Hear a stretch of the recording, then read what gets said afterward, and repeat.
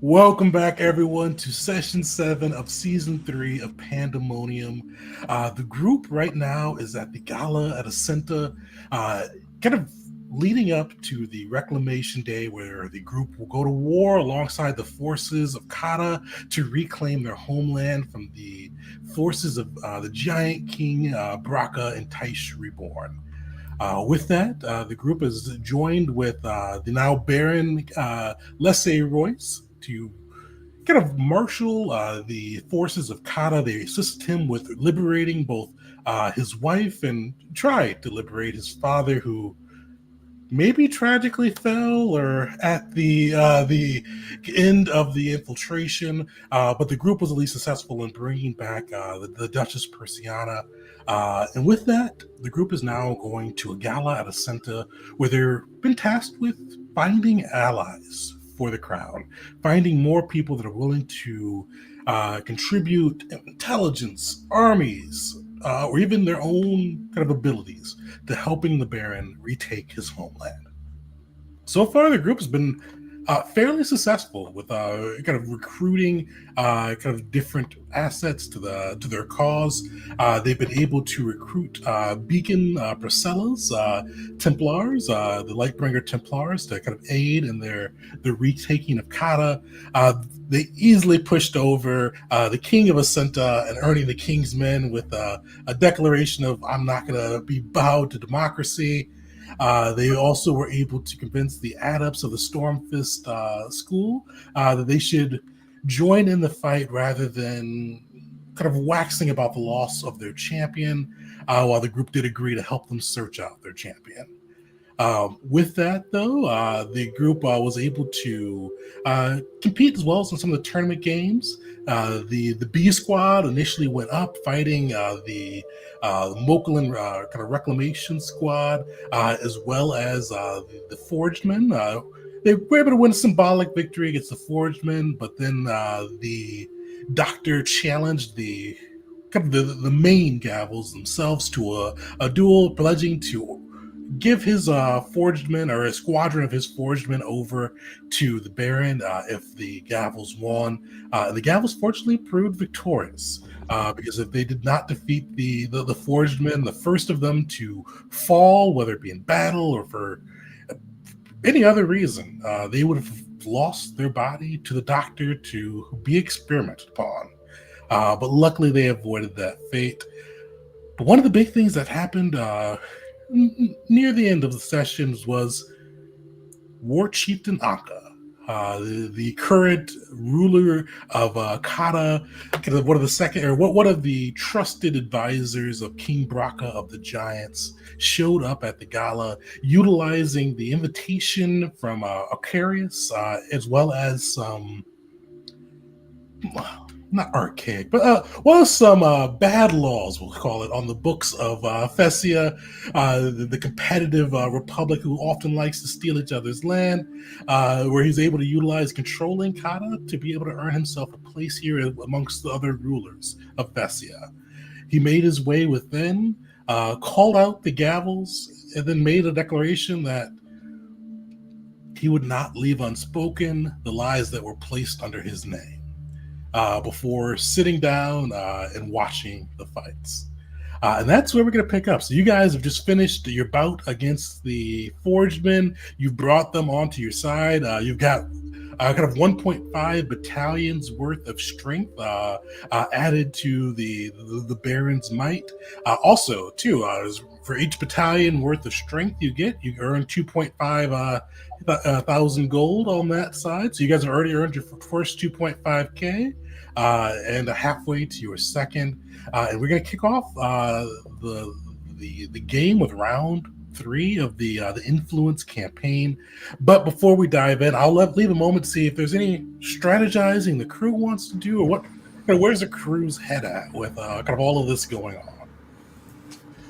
All right, so I've tallied up the forces that we've got on our side and what they each can offer. And if we want to maximize our return on investment with the money that the Baron's going to provide us, I think we should go for Grove City's battalion and then the prefects who we have a lot of information about, but have not yet swayed them in any way to our side. There. The other thing I think we should do is either now or after this round, talk to the Baron about Anka's threat. He seemed to imply that we might have been involved in the late Baron's situation, which we all know is not the truth. Either way, I think we should be on the same page with the new Baron about what our presentation to everybody here should be going forward should Anka make some unprovable claims. Well, and aren't we under the hunch that the Adamantium Renegades were part of it? Seems likely. So for them to be kind of just being, so I guess like part of me is like, are they also somehow in cahoots with Chief Anka for them to be okay with that saying that? You know what I mean? Like why? More like, oh, they're getting the blame shifted on them. Oh, that's relief on us. They're not, and that they wouldn't take the bullet for us. Okay. Not like that right there. The problem is that it makes Kata look bad. Yep. Jeet fully believes that Kavit would never. He's too pure-hearted too. Tattle. Am I wild though for he is thinking not of possibly trying to get questions out of some of those questions out of War Chieftain Aka, rather? You want to go speak to him? He's been. You guys see him kind of sitting where he sat before with his fire giant bodyguard in front of him. Actually, I should say fire giant, but they're both like tall but average sized at the moment. We got both still hitting that 7-foot mark, but with the rings on, they are humanoid size. Right now, he's kind of sitting. He was watching the matches pretty keenly, and now he's kind of watching the entertainment that's on stage. How many? We'll try to speak to him. How many influence points would it take to get him on our side? What? No, that's kind of, I know it's very much like improbable to impossible. At the very least, though, we could get some information on the opposing team. But at the same time, if there is a way, that is a good way to kind of flip this on its head. Try and get it back to Kata being in the advantage here. If we sow some seeds of doubt in Chieftain Aka. To flip him would be impossible. Damn. He showed up last session talking about reclaiming his mother or the giant's mother's Tishera's lands. He seemed like not fanatic, but definitely somebody that truly believes in his cause. But that's not to say you can't probably try to get information out of him. But to flip him would be impossible. Yeah. Like getting one of you guys to join ISIS or something. I got what I wanted. I got the Lightbringers. I am now prepared to be a diplomacy gun. I'll be working on the prefects all the while side-eyeing Anka, but I'll be working on the prefects for now. And we do know from last session that the prefect's lowest skill DC is religion. Oh yeah, I have my active opening volley just locked in here. I believe you all also got the best arguments for them too, didn't you? Yeah. Yeah, I have a bunch of notes from all the discovery we did with them. So. Yeah, so They want would- boring. Yeah, I'd be down if we're following that path. I'd be down to start doing discovery on Grove City because I think we've done the majority of discovery we can on the prefect, so we can start influencing. Yeah, I think you that. guys have everything. Mhm. Yeah. Oh, I don't think you got dislikes, but what you've got, you know the arguments, you know their DCs, but yeah, you got and the walls too, so you got everything pretty major. Mm-hmm. All right, and my religion is surprisingly not very good, actually. Maybe not surprisingly, but yeah, I can work on Grove City if we can learn a little bit. Like maybe I can influence them after we get a discovery from Belric. Heck yeah. And I am I'm mostly just like afraid to even like look at Akka. Like I'm like I feel like I just don't even want to acknowledge he's here, if at all possible. I think Wisteria's in the same boat. I am very worried about what he's gonna say and like how it's gonna affect the public perception of the Duke. But I don't know what I can do about that, really. Okay, so it sounds like Belric is going to be scouting out the Grove City reps alongside Will, trying to influence them. Jeet's influencing the prefects. Wisteria Crash, where are you all landing out? I don't have a plan yet, but I'm going to work on influencing the prefix somehow. Yeah.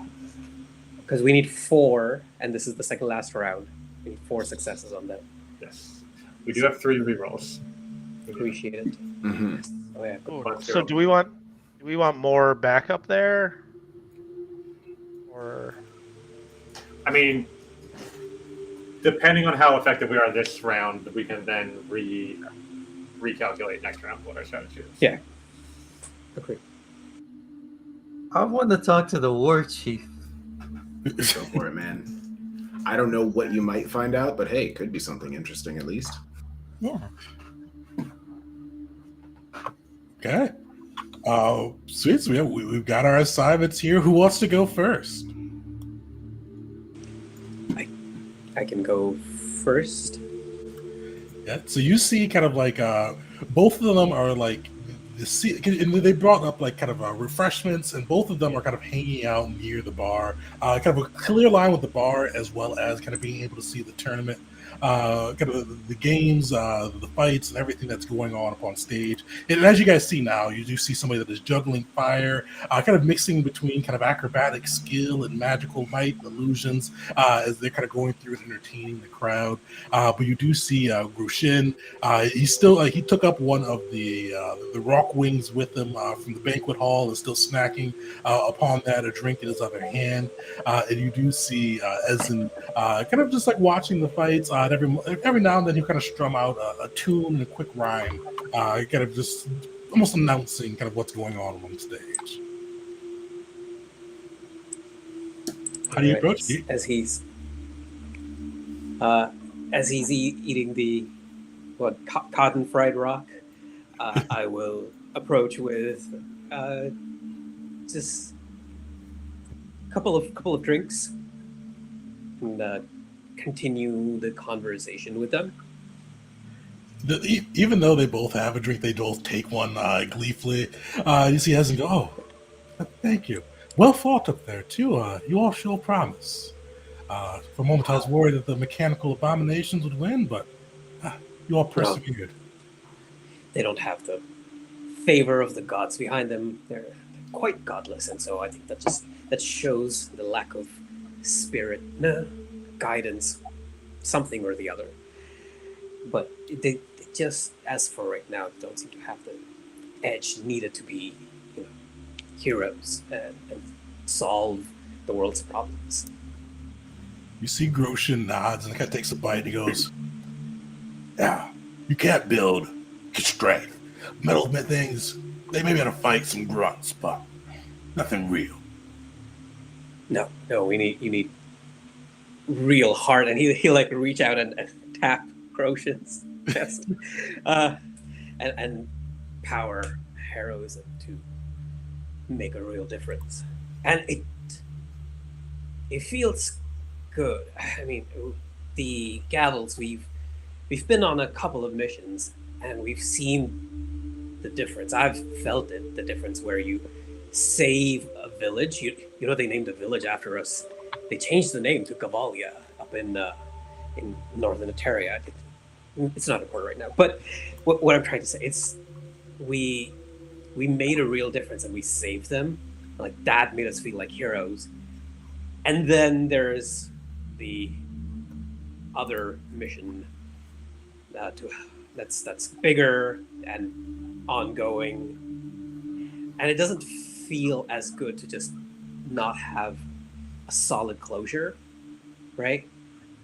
And when you, I don't know how you two do it, because when you put the word eternal before conflict, I mean, it sounds exhausting.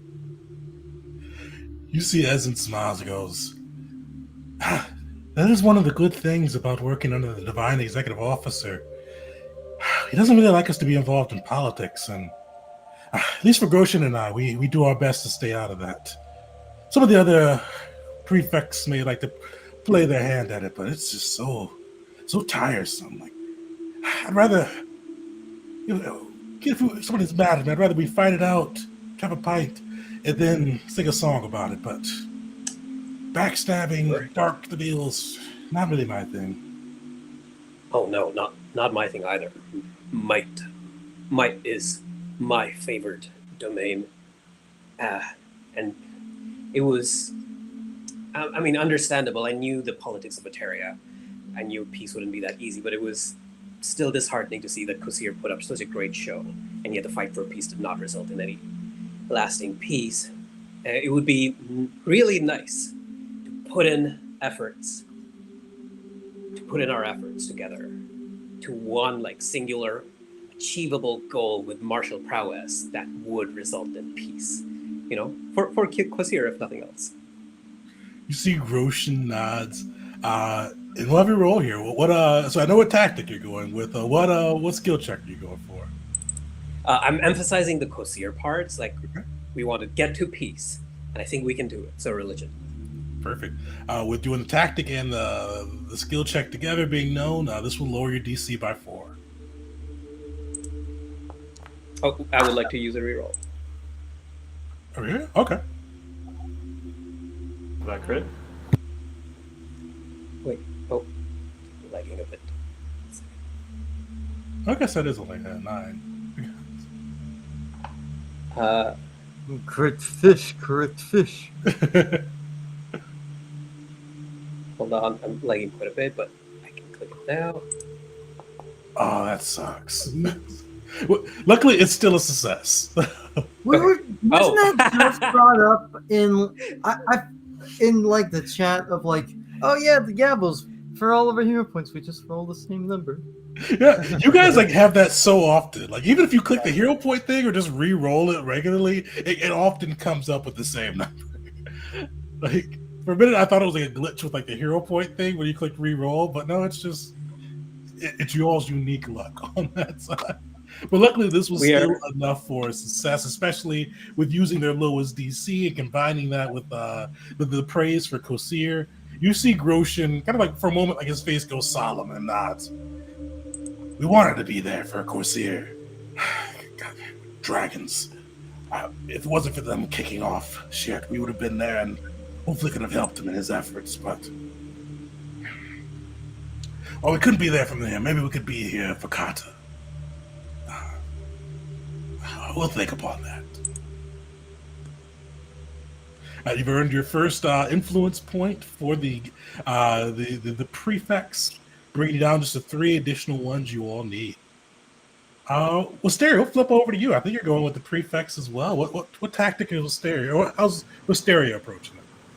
So after several deep breaths, focusing on the good that can happen here and overcoming her nervousness, she steps towards the prefects and says, Hi, I'd like to speak with you for a bit. I've read a lot, so much about you, and I think everything that you and your organization has done has brought so much good for the world.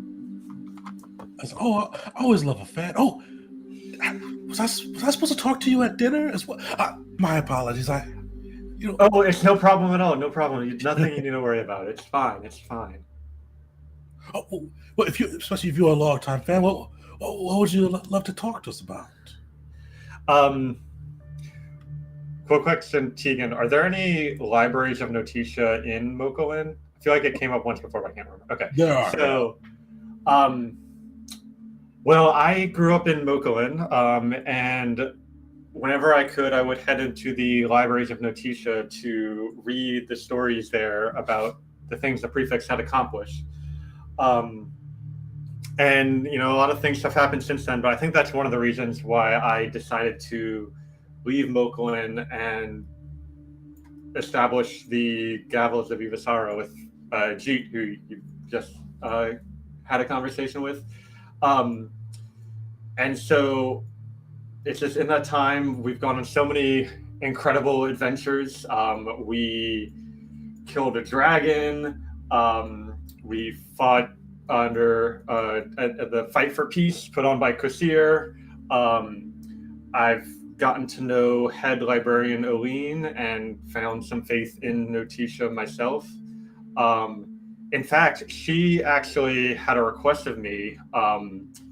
There's a library in Kata where an oracle once lived, and she's looking for information about that oracle. But unfortunately, with the giants there, we can't really do much about that.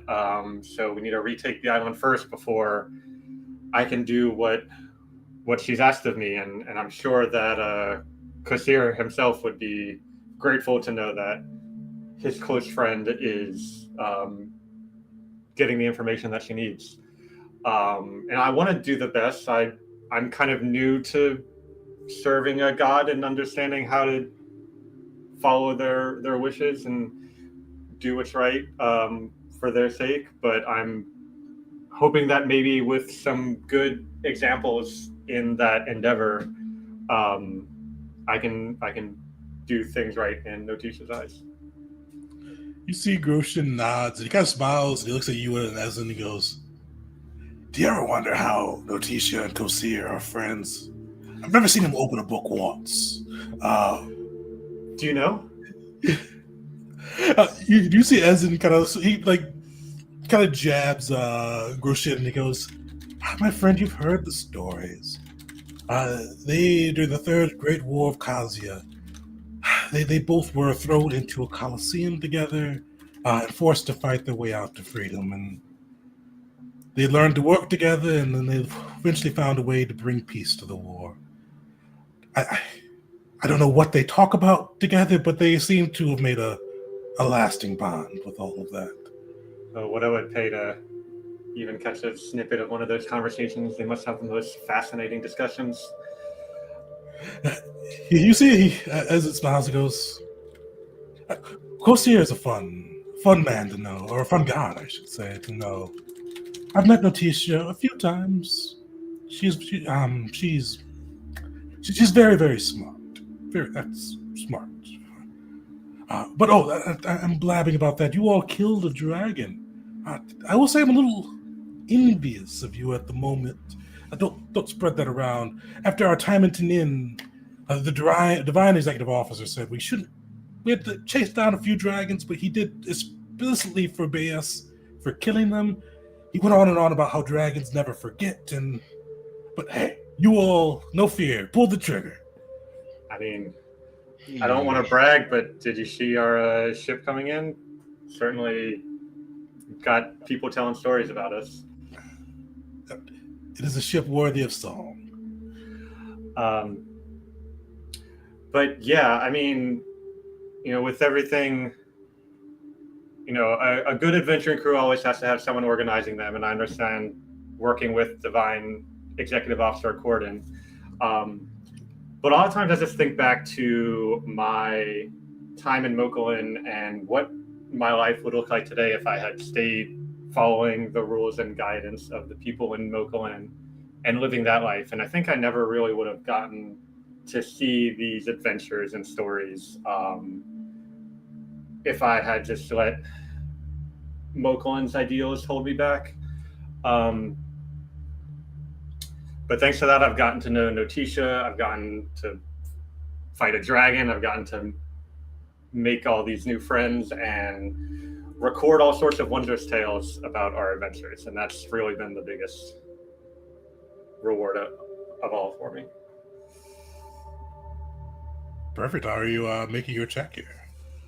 Yeah, so with bringing up Notisha and her relationship to Kosir, I'm going to use religion as well. Perfect. Slightly less of a bonus, but you will get a +2 using religion again. Okay. Or -2 to DC using religion again. Gotcha. So you see, they both nod. You see Ezen smile and go, oh, oh, well, if you've documented them already, I mean, you're already halfway there to a song. If you spend some time, organize it out, I'm sure you get a good ballad about what you've done so far. I'd be most curious to see how that progresses. We do have a bard in our employ, and if he can put something together, I'll be sure to share it with you. Oh, no. I mean, well, bard in your employ is better than no bard. But yeah, you must have a song, and everyone has their own song. They can be good, they can be bad, but they're all still unique and worth hearing. I'm sure they are, and she walks away.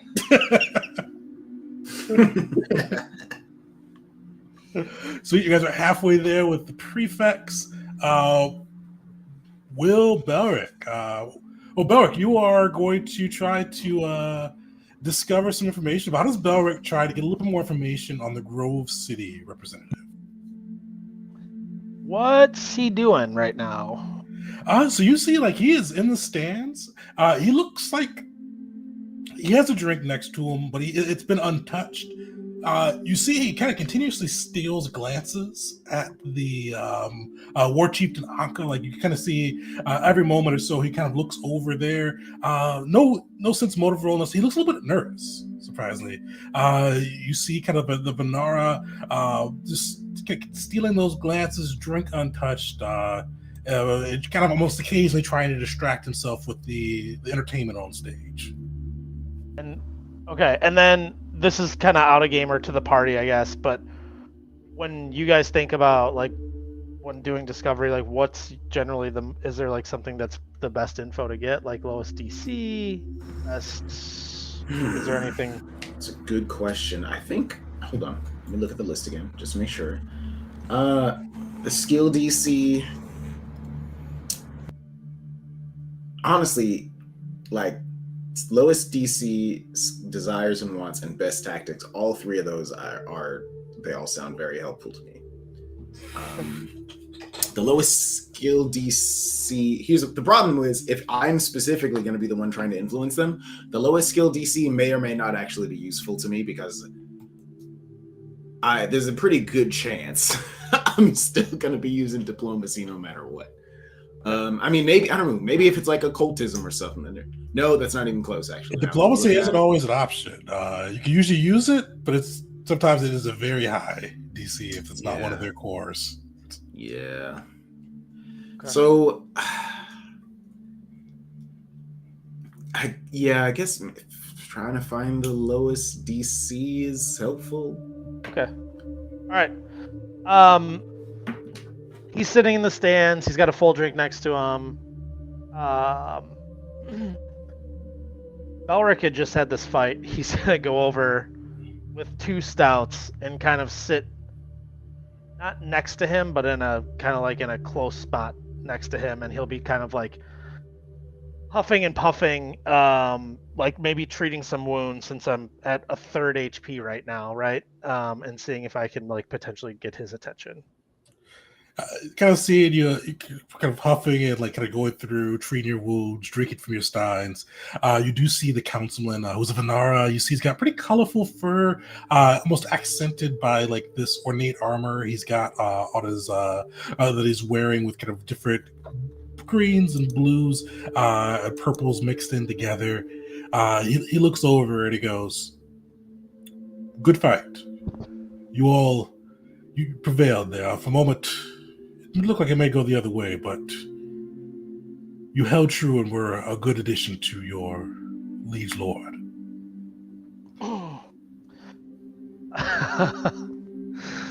Belric, he'll say, "I could have used some colorful armor like that. What's your name, lad?" He holds out his hand. "Councilman Bayan of Grove City, one of the rulers of the districts." Oh, Grove City. We've heard about you guys.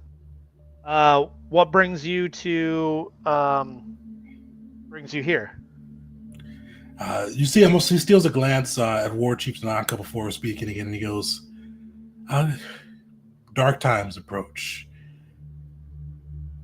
Friends are needed to make it through the night, all right. But I shouldn't bore you with that. It is good. My city has often been accused of being isolationist, and the new council wants to make a difference for that. We want to be more part of the world. I can understand that. As a dwarf from the Dosen Federation, we've got Ark wreaking havoc over there, so there's dark times there as well. And you'll see he'll make a very obvious glance at the war chief, and he'll kind of like spit, and then he'll see if there's any reaction there. You do see like it's like a mixture. It's like two reactions play out very closely.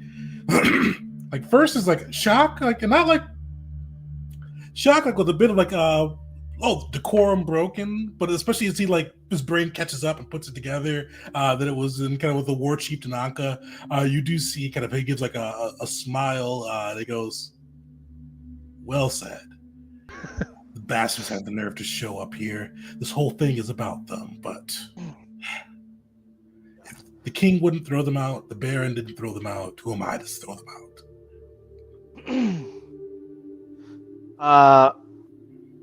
Well, Councilman, we're putting together some forces right now to throw the likes of that chief out. When you say dark times, what sort of dark times do you think are approaching Grove City? With that, I'll give you your choice of religion or perception to learn a little bit more about them. Okay. I'm assuming not religion. Yeah, we'll go with a perception. I remember this one is a hidden one. Control. Well, I think that it is a nat 20, so I will throw that so you can see it. You get 2 questions on this one. Ooh. So when I ask these questions, like, can I like, do I say like what I want? Like, I want the lowest DC and I want this, or like, do I ask? Oh no, you can call these ones out. One thing I will mention though, as you guys saw with the prefects, if you do know their walks and their arguments, that does lower the DC. But you also need, I mean, it kind of depends. You almost need all 3, but you know the skills to roll, but definitely on your guys' choice there. Okay. So, Will, I think I want, stick with me here, or help guide me, but I think I want their lowest DC and their the best argument. Seems reasonable to me. Is that okay, Tegan? Yeah. Perfect. Their lowest DC is society. And the arguments that they kind of respond to, they like when people talk about Grove City's history. They're very fond of their kind of the unique forming, the paragons that were responsible for the Infernal Invasion. They all kind of like, or they're stopping the Infernal Invasion. They're very proud of that. They one of the things too you realize is that they are fearful of their lack of allies. They don't really have strong relationships with many of the other lords of Kazia. So they're kind of a little bit fearful on that side. They're also very interested in how they can become part of the larger world of Kazia and kind of shed their isolationist tendencies. And I'll cap that off, and I'll just like kind of at the end of that and be like, it was good. It was great meeting you, Councilman Vien. It was great meeting you, Council Vien. I think, you know, like these dark times in the West, we don't want them to spread to Grove City as well. As they start up here in the Northwest, we don't want them to go south. You take care of yourself, and Godspeed. No. You too. Yeah. It was good speaking with you. And... Oh, are you gonna drink that? I'll point to his Birius and drink. You see, like for a moment, he kind of goes, Spoils for your victory. Cheers. He'll chug one of his beers and then he'll grab it and then he'll have 2 full ones as he walks away. Sweet. So you guys know his lowest DC, as well as the arguments that can sway him. Will, how are you approaching? By the way, I've been back for a little bit, and I gotta say, mockery had actual Grove lore. Ugh. Speaking of Grove lore, you said that they appreciate those who know their history and like how instrumental they were in fighting off the Infernals, essentially, right? Mhm. I'm wondering how much Will would even know about that. I guess he is from, I mean, he's from Lumox, which is not far from Grove City. And decent chance probably knows a little bit about the war against the Infernals and whatnot.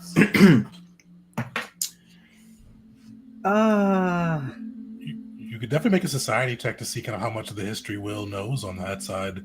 Maybe some stories you could spin up about the heroes of the Grove. Sure. The church and the Grove didn't really have the best of relationships. They probably didn't talk about them too much. Okay, never mind then. Yeah, that was something I was about to bring up. I distinctly remember us having a very, very bad relation. It started off well. And I forgot what they did to piss you guys off, and then you guys like whatever. I think it started with them curing Zexus's brain damage. It did. Well, it started before that because Edric, it started when Ichabod burned down a church. Wait, did that happen before or after the brain damage being before the brain damage? Surprisingly, really? Yeah. Oh, I misremembered. I remember that happening after. Yeah, because it happened before the brain damage. Then you guys went to fight the vampires. I don't know. It was during the champions fight that Zexus got the brain damage. Right after you got, the church sent you to go fight the vampires, so it was before the brain damage. Okay. But either way, Will, unfortunately, the church on this side just really did not do a great job for history for you of Grove City. Just a lot of blanks on that side for your knowledge of it. The biggest thing that you just know it was founded by the champions of the Grove, founded by Zexus of the champions of the Grove, but kind of built to honor all of the Grove. And pretty much, that they kind of honor all the core members with different districts for kind of representing their core. Cool. Actually, I have an idea. Is it a good idea? We're gonna find out. But it is an idea. I think as we go by, I think I'm gonna send message the spell to Belric so that he can tell me some of the information he got. Unfortunately, you don't. Well, you could try to make magic, but you'd have to do a counteract check. Remember, they took your weapons as well as have kind of an anti-magic. Right. I get it was just a flavor thing. I don't think it really matters that much. But knowing that they are particularly concerned with gaining more allies, I think that is going to be my primary angle. Okay. But as far as going up to talk to them, it does seem a little strange that I would just immediately go talk to them right after Belric just left, right? Sorry. And I also have a different question, unrelated to any of this. We're all still in the stands, right? Yeah, it's kind of almost like a little bit of kind of stands, mixed refreshment areas, kind of other spots where people are mingling around too. It's like this almost like a little mini festival on the roof of the castle. Mm-hmm. So, and we just came out into the we're going around mingling with people and stuff like that right after our fight. Will probably has a black eye because I have 10 HP.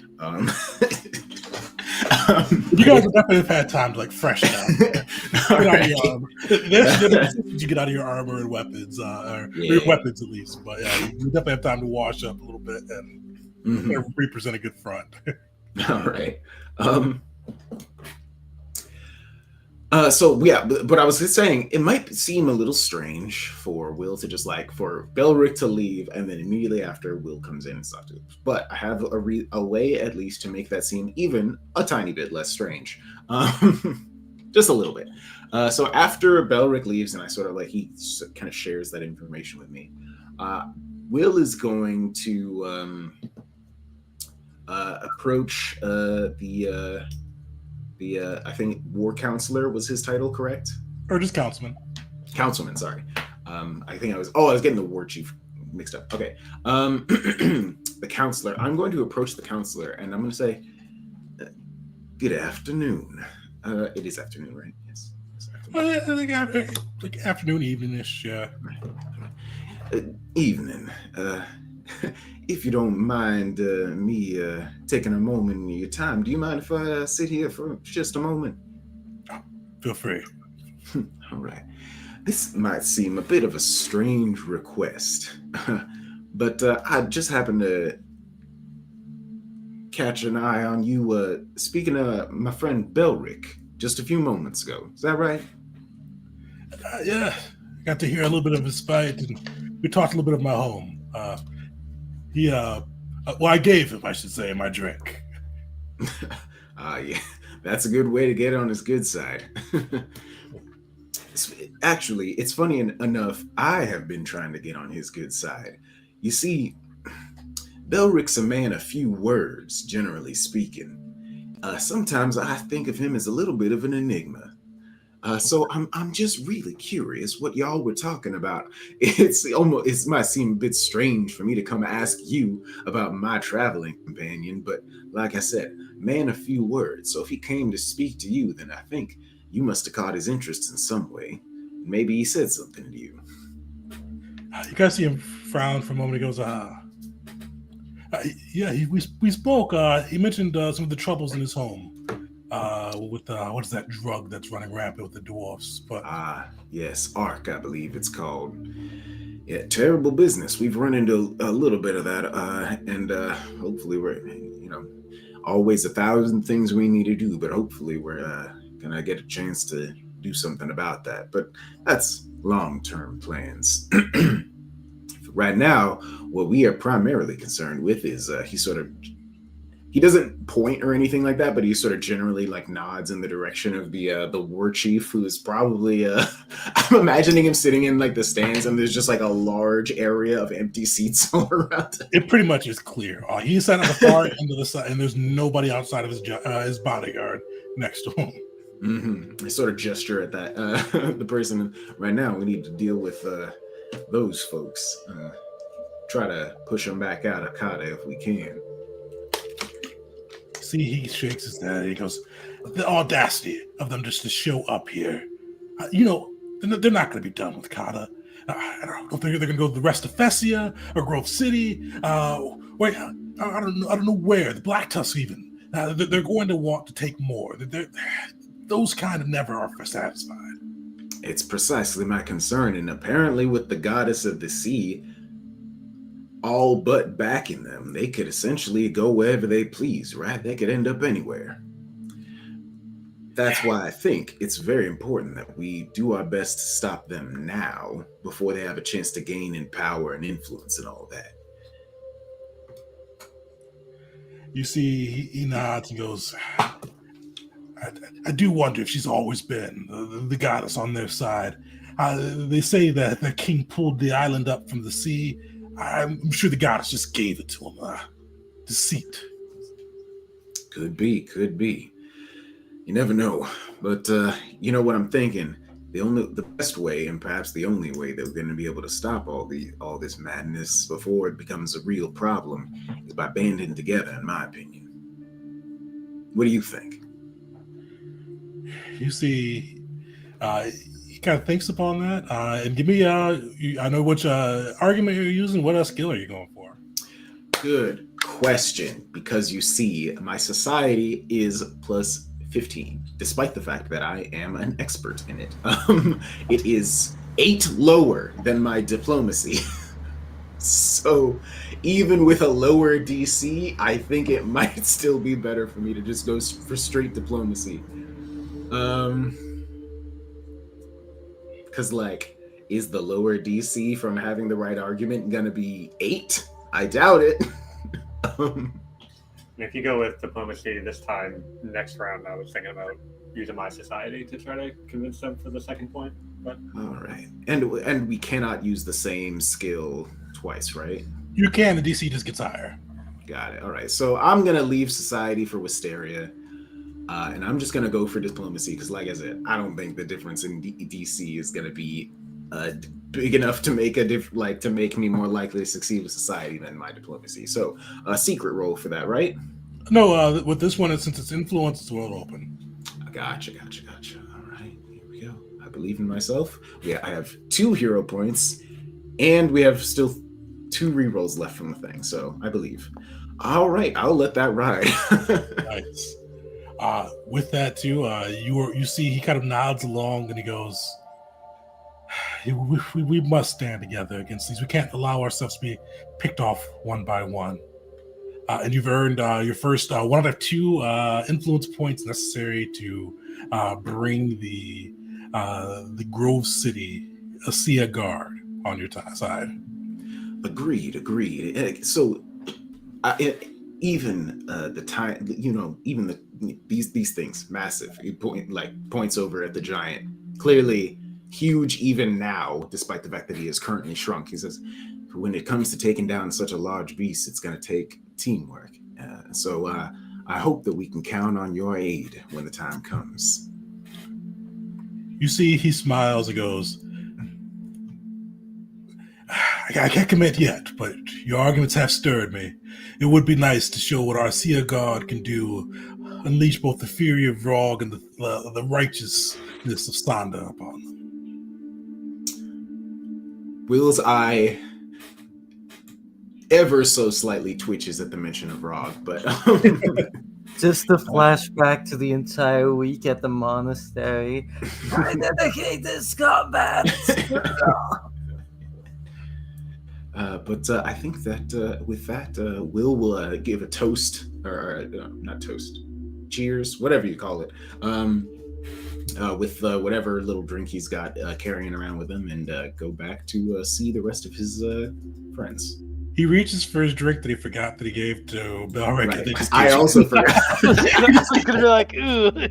I'll just go like that then. Just like He goes, it's Gatsby style, just like. Perfect. Crash, how do you approach War Chieftain Anka?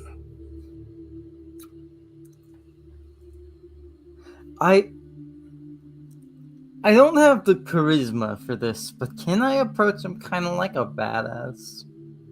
Like, clearly someone who's been around the block, a mercenary, someone who's, I wouldn't quite say not afraid, but more so showing resounding bravery by the fact he is approaching War Chieftain Anka, just the stride, the swagger, just this more confident energy.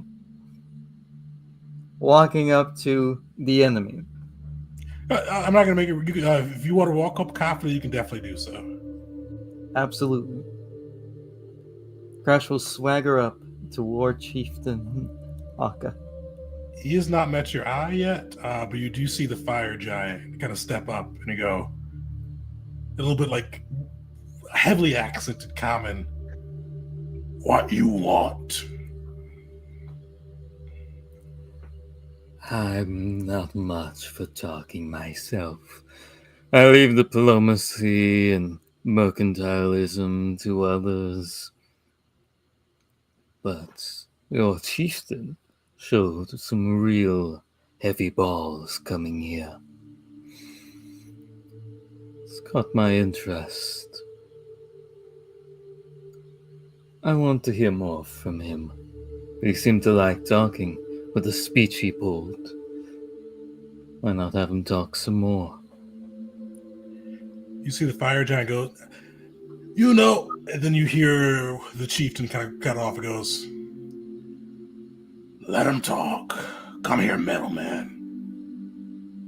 Aye.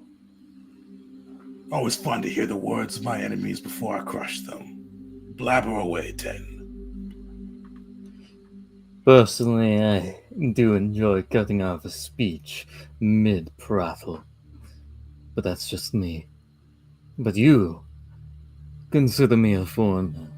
I've been a tourist of these lands, but what I've heard of you, trying to take back what is your ancestral home, is it? Consider me uneducated. And I'd like a bit of erudition. You see him frown at you, and he goes, "You name yourself my enemy, and then you want a history lesson from me.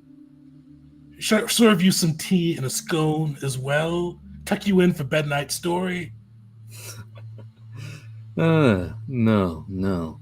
Consider it the closest thing we'll get to being able to cry our names and our titles before battle, before killing each other. Delayed as it is. You see him I do look not. at you, and he goes, "You want to know the history of my land? I'll tell you. But first, why have you joined with the Gavels of Evasara? Gavels of the Heavens. What is a pretentious name for a bunch of rabble rousers and followers of Shinzo Z that couldn't steer themselves out of a closet.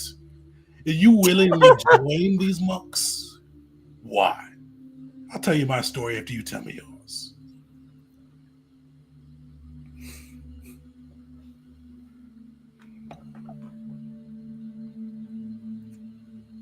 Do you want an answer that'll make you happy? Or do you want the truth? I don't give a fuck about your story. It won't make me happy, sad, or anything in between. Aye, in that case. I was lonely and scared of silence, and it's quite loud wherever they go. Quite the scene, in fact. How about yourself? They are a loud bunch. The little cleric of Nar, or Zonda, whatever he is today, running around my goddamn camp shouting Sanda's revenge or Sanda's smite. Yeah, they are loud. So I guess a lonely tin man may find some noise with this group. Yeah, you want to know about why we want to take our homeland? It is our homeland. Before you tin cans walked around the earth, before the humans even walked the earth, back when it was just the dragonborn, the elves, and the dwarves, we had that island along with our mother. But one day, the humans piss off someone, get exiled for their homeland, and then they claim our lands. And what still, the gods side with them? Sanda smiting our island and our continent and breaking it into a group of islands, drowning the lands where my mother walked? No. Outrageous. Now we have a god on our side. Now we have an army. Now we have a true king uniting the giant tribes. It is ours. It was ours from the start, and we will take it by any means. Sounds like to me, the way you describe it, whatever future you hold, it might be one against the gods. You speak as if you'll go to war with them, with Sander himself. We got gods. We got Wise says she's neutral, but we know the score. We honor other gods as well. If it does come to war with Sanda and his brats, whatever offspring he's whelped out and sent to war, we will fight. We will fight and we will win. That's if you get your land back. We've got part of it back now. Or you wouldn't be here. A rightful ruler your king is now. But you want more. Everyone knows it. It's why you're here. And you're going to take it. And they recognize that. So you are making this big fuss and faff about. Do you think you're going to scare them into whimpering into their holes and homes? Or do you think you're going to unite them against you? Make yourself a common threat? What a fine line. I've never known giants to be ones for balance either. Give me your choice of diplomacy or intimidation here. Fuck! Both the same.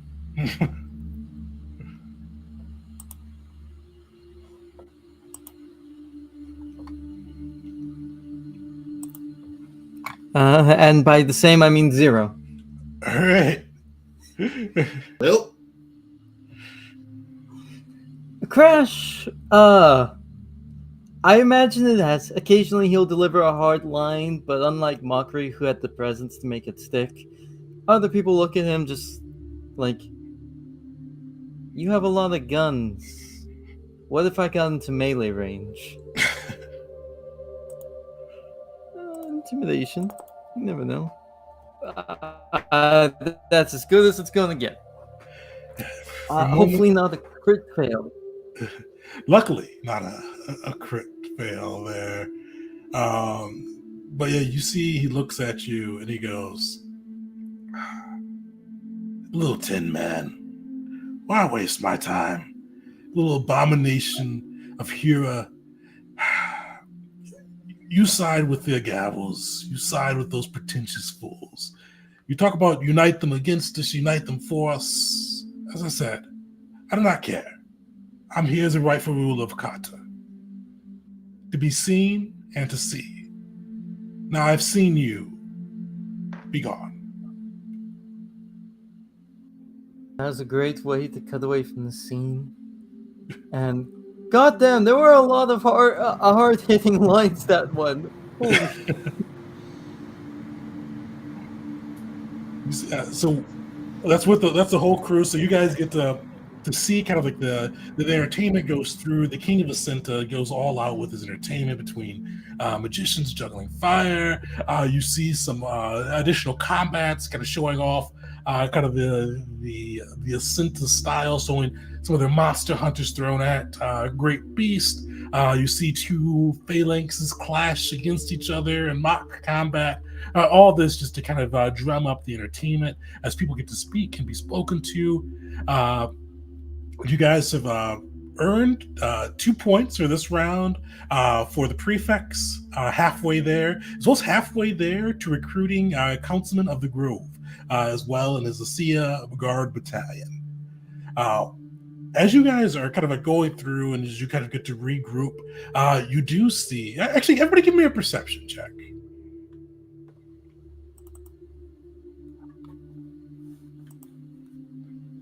Hidden or open? Hidden, please. Yeah.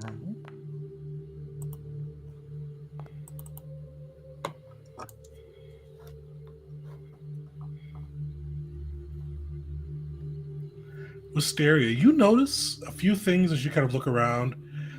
You see it kind of amidst the revelry, and it takes you a while to notice, but eventually you do find that the Baron, let's say Royce, along with Procles, kind of his hand, and Velnu are kind of in the far off corner of the stadium, and you see them kind of speaking like hushed, but definitely a little bit. They're having a very quiet argument at the moment. You can see the strain on their faces, no loud or violent gestures or no noise really to call it over, but you can see they are huddled together, speaking very intently. I intend on talking to them, but first I'm going to try to listen in a bit on the conversation before they notice me. Give me a stealth check.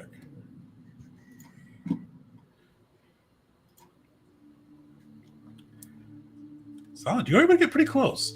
And you hear a few things, kind of like as you approach. You hear Procles go, "My friends, we'll play it cool. We can handle this." Velnu, you kind of see him gesture and goes, "We had a deal. We will follow the deal. But if it goes awry, I will not be held liable." And you don't see the Baron speaking. He almost seems to be kind of looking between the two as you approach.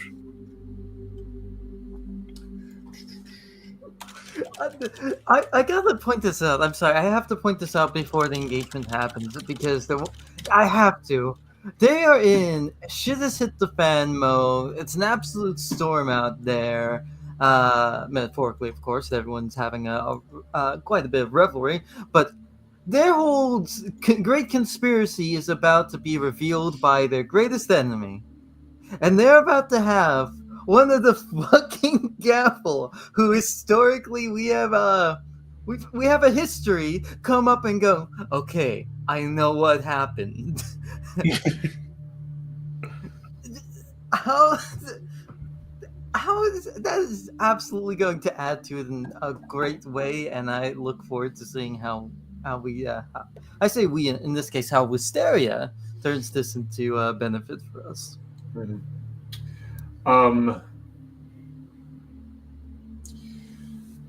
So I have an idea, but I kind of want to get the rest of the party's approval. I'm thinking about telling him something along the lines of like, the Baron's death is due to Shinzo Z's influence, and that's something that the gavel has brought into that infiltration. And maybe kind of, because the thing is, we don't know exactly what the war chief is going to say, if he has some kind of proof he can present or something. But I think Wisteria sees, if he has some kind of proof or something, the best path forward is for the gavel to take the blame so that Kata as a whole is not as thrown under the bus. Would that make us an enemy of Kata, or would that make them grateful? I mean, publicly announced. Both, unfortunately. Yeah. Under the table, best of friends. On the top end. Oh no. I think there's also some element of like. I mean, what's the alternative though? Like if they take if the truth comes out that it was. So based on what I just overheard, it sounds like Velnu. I mean, the truth is that it's like Velnu is kind of responsible, and I mean the Duke, now Baron, ultimately, but she's starting to see some fracture in the relationship between the Baron and Velnu, and she's nervous that like if they don't find a solution or we don't find a solution for them, Velnu will turn against and maybe like not contribute the Adamantium Renegades or even other resources to Kata, in addition to smearing the Baron's reputation. Okay. Yeah, that's what I was saying. I was like, why would we fall on the sword? But I guess. Whereas. Yeah. Okay. Basically, it's like if Velnu was willing to fall on the sword for the sake of Kata, that would be the best solution, because it was him and his group that did this, but it doesn't seem likely. So maybe we should instead, and that way everyone kind of stays allies, hopefully, and Kata keeps his reputation. But there may be other consequences in the long term. I do like the plan. Yes, I think the consequences will be like our reputation gets tarnished. We get more Shinzo-Z attached to our names. But I think you're right. I'd be willing to take that. We can at least say truthfully that we got rid of the Shinzo-Z influence on us.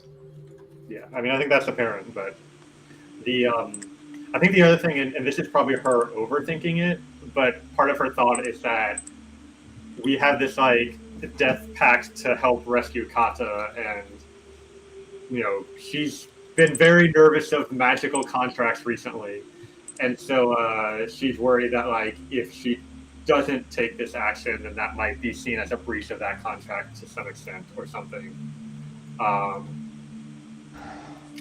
I mean, yeah, I see the logic, and Balric certainly isn't like the best influencer here, like on the team. I would just say like let's.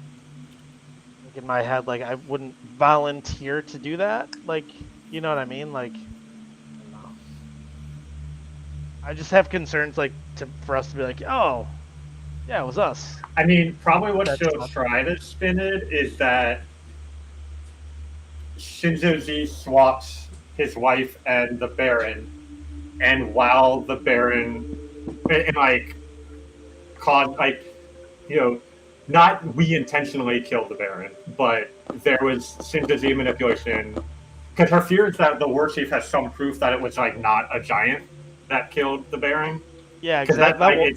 if he just says, "Oh, they killed it," and the Duke can just say, "Oh no, it was a giant," and then it's just he said, she said. But like, if there's some more proof than that or something, then Yeah, I don't know if we continue to hold our cards because yeah, like what if the war chief Akka like knows exactly what happened and then like somehow we're all like, yeah, I don't know. I think we could get a massive scapegoat here, who we can truthfully said was trying to talk the group into killing the Baron, who is no longer part of the Gavels and thus at this current point in time could not defend himself from Mockery. being the scapegoat. This was mockery. Let's blame mockery. yeah, we'll definitely do that. Okay. No love for him anymore. Literally none at all. Literally. Can't quantify love, but you can literally say it's 0 for him. Please do it. I'm just like, at this point, I'm like, this is me being like, I'm scared we're gonna get kicked out of yet another country. Yeah, everywhere we go, No, I was thinking we that create too. enemies. So it's at we can't return to Eteria. We're out of Codinia. Technically, the Dosen Federation has had a coup recently, so the Blackfoot clan are the ones in charge, too, right? You guys, you're not really welcome a lot of places because you were kicked out of Eteria and kind of exiled from Eteria. Scenario you've never been, or well, never as a group been there, but you've been exiled from there too. If we are to commit to this in Fessia, at least the Baron will know we're falling on the sword, right? Yeah. We're not gonna fall on the sword in secret. You know what I mean? So I think depending on how the Yeah. conversation goes, I think my initial approach will be give him plausible deniability. Like, don't tell him, "Hey, we know that Adamantium Renegades killed the Baron." Say something like, "Shinzo Z did some weird magic. We don't know exactly what happened, but we know the Baron was involved, and we think the Adamantium Renegade found the Baron dead because of what Shinzo Z did, and that's our responsibility for it." So, like, apologizing, saying you can blame us, but also not telling him we know about his secret plan. We need someone to do this diplomatically. Is what I'm hearing. it's not me, my friends. Not me. Okay, I'm You guys thinking can approach about the it. I group. think There's no reason to go 1-on-1. Yeah, so I'll kind of walk up to them and say, Baron, there's something urgent that the Gavel needs to talk to you about. If you wouldn't mind coming with me. You see, like, he looks and kind of see a little bit of apprehension upon his face. You hear his teeth grind again, and he goes, "Of course, let's find a room. Velnu Pericles, come on, we'll continue our conversation after we're done. I'm sure my brother-in-law has a room that we can utilize." And you kind of see him kind of lead the Gavels to one of this little serving room off of kind of the tower where this festival is going from. You see him shut and lock the door, and he looks around at the Gavels and he goes, "What is it you had to speak about?" Yeah, so I'd like to like kind of head on ahead of him just to have a moment to kind of explain the plan to the Gavels before we get in there with him. Okay. And then kind of look to Will and to deliver the news. Okay, one super quick question before we do that. Do we have to still pretend that we don't know what happened? Like, won't we benefit from that if he knows that we know? I think I could see it going either way. Either way being better. I mean, I think personally, out of character, it may be the better option to let him know that we know, so we're all on the same page. And that truthfulness, I think, will do well in keeping us in a positive light in the Baron's eyes, especially as we fall on the sword for him. I think we can hint at it without saying it. Mm-hmm. Like we can be like, hey, if this information helps you out in any way, we think it may have been Shinzo Z's influence, and we can attest to that, something like that, instead of saying, hey, I know what you did last summer. I believe Jeet suggested Wisteria adjust her notes in the Chronicle of the Gavel, because I think that was, yeah, so there's not a written down record anywhere of what actually happened. So whichever kind of way we want to go with it, we can. All right.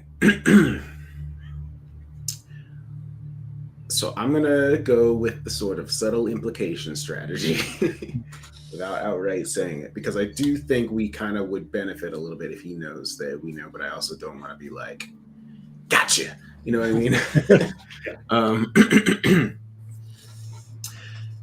I think Will would say, it seems that with the arrival of the giant war chief, that whatever information that he's threatening to reveal might cause you quite a bit of trouble.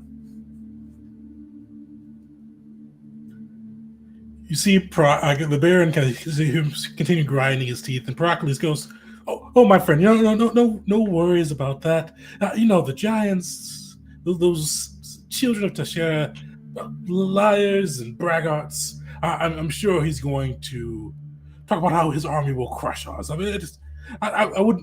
You all enjoy the festivities. Don't keep using those silver tongues to bring more swords to our side. Don't worry your pretty heads over this." Well, you see, that's the issue. Even if it's a lie, lies can have a great deal of influence. You know what I mean? So we are thinking that perhaps if we provided you with a little bit more information about what happened when we rescued the lady whose name I can't remember, but Will probably would remember. Persiana, yeah. Lady Persiana. We thought that if we provided you a little bit more information about what happened that day, that you might be able to counter any of the rumors that might that the giant might try to start about you, or whatever else he plans to say. You see the Baron just he doesn't say anything. He just kind of gives one nod as he looks at you. Well, you see, it is unfortunate. You will note that one of the folks that you brought on to the team in order to fight against Kata is no longer here. And that is because, well, as you have almost certainly heard, he had a significant relationship with the god Shinzo Z, and it was becoming a too close a relationship for our relationship to continue.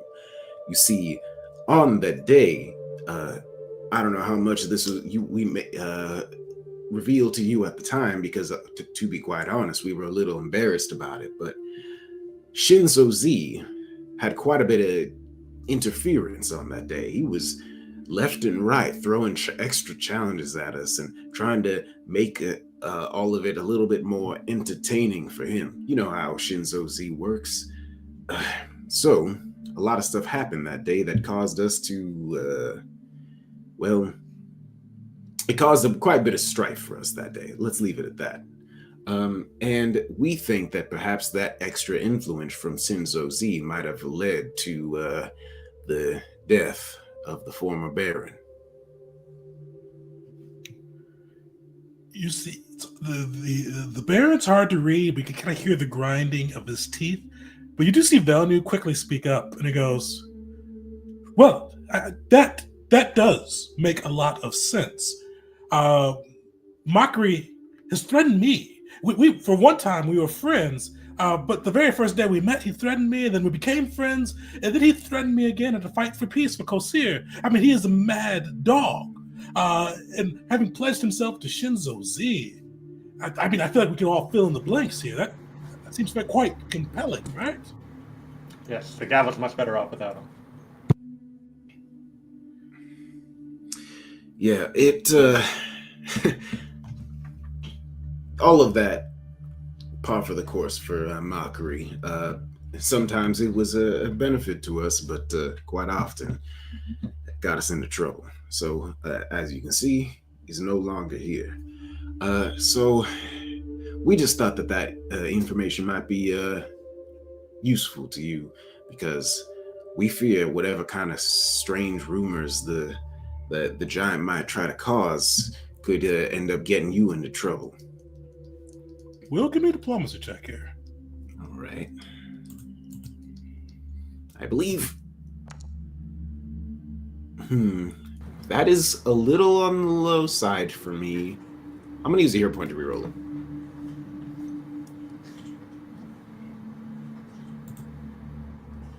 Much better. You see two things happen. You see Pericles nods along and goes, my friends, I think Velnu has it right. Mockery and the god Shinzo Z was responsible, but then you hear like a bellow, almost like thunder, kind of echo out from the Baron, and he goes, "Enough! We all know what happened. I'm not going to fight the god of lies and deception with deception." Well, Will, notably, I guess I want to actually see how does he react when none of us look surprised. you like, give me a sense motive on this one. Sure. Looking at him, you almost feel like he suspected it, especially with kind of that you all may know the truth, and he kind of almost. After you said it, almost he seems like he was getting irritated with more everybody kind of lying and dancing around the truth. He kind of continued grinding his teeth, continuing to get like strained and frustrated. One of the things you guys have seen so far with your interactions with the Duke or the Baron that once was the Duke, he's been straightforward and he typically keeps his word. He's not a diplomat. He's not one for cutting outside of the battlefield. He's not one for schemes and deceptions, and you definitely see it kind of wears thin upon him. And you see he's like right now his whole body language is boiling with anger. I'll ask him, is there anything at all that any of the three of you are aware of that the war chief might have to present as some kind of proof of what happened? Because as long as it's just his word, I doubt the rest of the people here will trust anything the war chief says. But if he has more than that, or some magic at his disposal, or something else that could be more trustworthy than words spoken between enemies, then we need to be prepared for that. You see Velnu kind of like pause for a moment, and you kind of see him fiddle with his amulet, kind of his divine symbol of Corinius, and he speaks kind of carefully. And he goes, "I am not aware of any information that they could bring to bear. I don't believe anything about said act was seen or noticed, and the Baron was killed by a giant's hand. Those are all just indisputable facts." I just came back to that. Holy shit. Well, so you would rather not use deception. Fair enough. Do you have another idea in mind? You see the Baron just goes, "We'll tell him what happened, why it had to happen, why it is best for the people of Kata. What needed to be done was done so the people can be safe." You see Pericles kind of like he's like holding his hand like in his head. And he goes, "People aren't, I'm not going to name what we're dancing around, but the people aren't fond of that. They will not understand." That might work with some folks. Certainly some would be convinced by that. I suppose y'all would know your people better than we would, whether that would actually work around here. You see Velnu looks at the group, particularly focusing on Wisteria too, and he goes, "Speak sense. You know this. pin it on Mockery. I mean, who knows what he's done? You said he's run off with Shinzo Z. I mean, this would be another crime on the pile. I feel like that would be the easiest story to sell. You guys have renounced him. It won't pack the gavels. Everybody comes out of this with clean hands. That might work. I try to like focus on the Baron. Listen, I understand you prefer not to use deception in this case. I like to just remember, and I will truthfully, honestly, leave the decision to you because I think that it is your nation and it is your reputation on the line. But keep in mind, I think when trying to influence the way people think, speaking the truth as much as possible is always the best option. So even when you are not telling the whole truth, involving as much of the real truth as possible, often it works. So maybe you tell everybody everything. But another thing to keep in mind, that everything I said was the truth. There was a great deal of influence from Shinzo Z that day. And to be honest, Shinzo Z almost caused, in an indirect sort of way, the Baron's death. Just something to keep in mind if you want to tell the truth, but not necessarily the whole truth. I don't think it's my place to lie in your stead if that's not what you want, though. You see Pericles kind of like, you see him like nodding, kind of like, so from hearing what you're saying, Master Will, we would say that Shinzo Z interfered, may or may not blame it on Mockery, but then we would end with, let's say Royce is a stronger leader. He's a better future for Kata. He's the one that's fought for us. So we kind of almost, and Baron, forgive me for saying, almost make this a little bit of a campaign speech that Shinzo interfered, but Baron has stepped up, and this is the best direction for Kata. Is that what you were saying, Will? Sounds very reasonable to me. Crush will just kind of lean into Belric real fast and just go, I'm going to be honest, I have no idea what's going on. I think I missed something very important.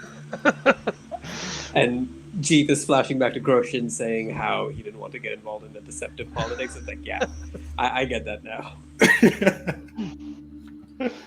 Belric will be like kind of looking very intently while he's hearing that, and he'll pour like half of his drink into Crash's. Chris will give you a fist bump to that one. Will, give me a diplomacy check. All right. I believe in myself. I'm good at this. Nice. You see the Baron, like, he shrinks down for a moment, and he goes, I do not like lies. I like my word to mean something. But if you all think this is the best path for Kata, to tell the half-truth, to pin it on that, to pin it on Mockery, who for a time at least fought for us, I will not stand in the way of my people. I will put my ego below the needs of my people, the needs of my homeland. If it gives you any comfort, everybody who knows the full situation agrees with your decision. The only concern is people who don't have all the information and don't know the Baron the way you did. Those are the ones that wouldn't agree with what you did. You see, he kind of nods and he goes, let it be so. I will put my word to this if I am asked, if it were called out. I ask that you all do as well. And hopefully we'll make it through the day. It's all we can hope for. you see Velnu and Broccoli is both like no sense motive. They both look very relieved. Velnu like Velnu looks like a weight's been seriously lifted off his shoulders. He's not smiling, but like his eyes are smiling. Like he looks like he's had the best kind of reaction to this.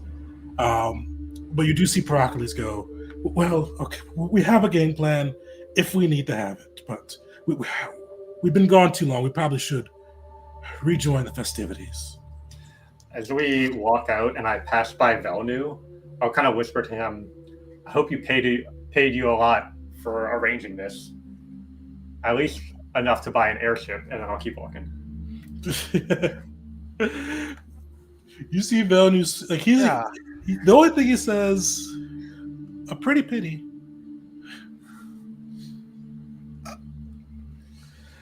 But eventually you guys are able to rejoin the festivities. We're going to take a quick 5-minute break here, come back to the last round, see how you guys progress, see what War Chief Tanaka does here, and wrap up the influence arc.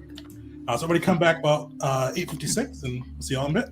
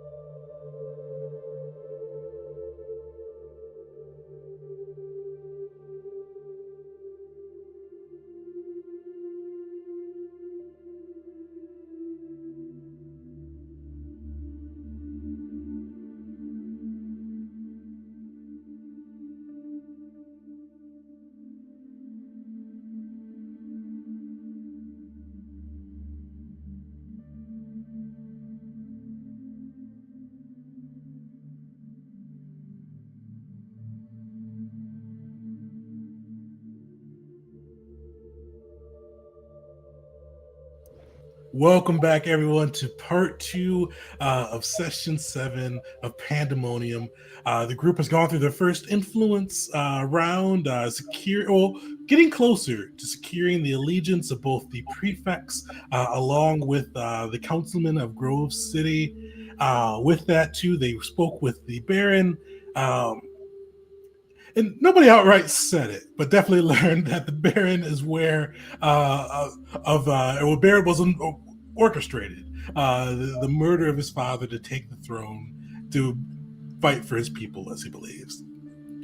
You all are able to make your way back from kind of that little out of the way storeroom back to the festivities as a whole. You see more drink, more food have been laid out, but now rather than kind of entertainment, you do see kind of in the sky a couple of the wind is the priest of Hava as well as the priest of Sanda. You do see them working together to conjure up a mini storm in the air. You see wind and lightning kind of almost artfully kind of clashing in the sky, bits of kind of storm or kind of a almost little mini tornadoes whipping around the sky, occasionally kind of like blowing through and kind of blowing a breeze across the attendees, but definitely nothing frightening or not frightening, but nothing harmful or anything like that. You see that they're bending the elements of the gods to almost make a show for the group. But as they do so, you kind of you'll hear a grunt, and you see kind of something. War Chief Tananko quickly stand to his feet, and he goes, "That's about enough of that. Gavels of a Vasara, I call upon you." He kind of calls your names out. He looks. Kind of looks for the Gavels as a whole. What do you guys do? I would like to make a show of getting the Baron's permission first before going over. You hear the Baron, like he is, like you hear like the squeaky grind of his teeth, like go into overdrive, but he does give you a nod.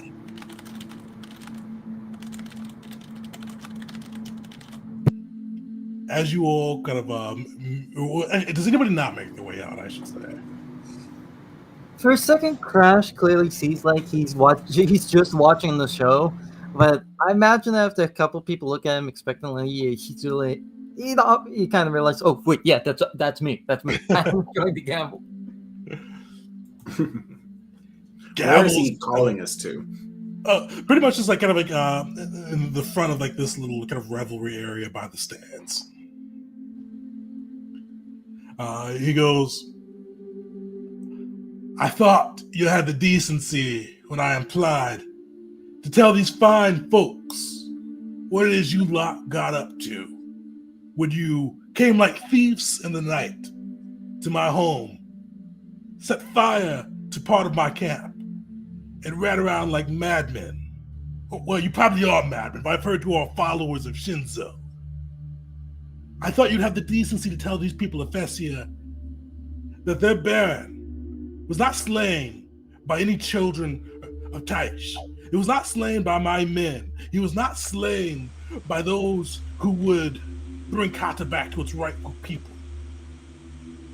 It was killed by those serving the Baron. What do you have to say to that?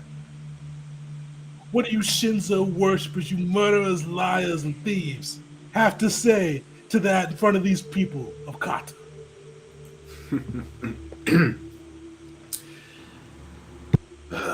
Very interesting to be called murderers, liars, and thieves by one such as yourself. Can I just continuously cast Bullhorn on myself so that this is heard by everybody? Oh wait, no, I can't. Never mind. I imagine it'll be heard anyway. It is very quiet at the moment.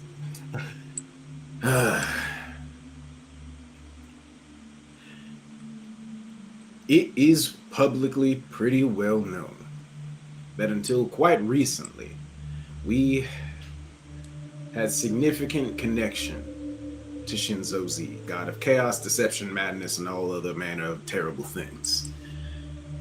through a great deal of effort and sacrifice, we were able to cleanse ourselves of that connection. You will note that one of our members is no longer here with us. While we do miss him somewhat, it was done for the best of not just the gavel, but all the people that we work with and for. So, we went. Let me tell everyone what happened on the day that the Baron was killed. It's the day that we went over, inflicted all sorts of chaos in your camp. That we will gladly admit to. Unfortunately, we are at war. And so, well, I think a little bit of subterfuge might be frowned upon by some, but I think is par for the course, unfortunately. Anyway, we had significant, what would you call them? Interferences from Shinzo Z that day. To the point that we were almost unsuccessful. We nearly died fighting your most powerful warriors, I must admit. And that is partially because Shinzo Z was harrying us the whole way, including causing a bit of trouble when we were trying to rescue both the Baron, the former Baron, and Lady Persiana. I can never remember for some reason. I was going to say Priscilla. That's wrong. Lady Persiana. So,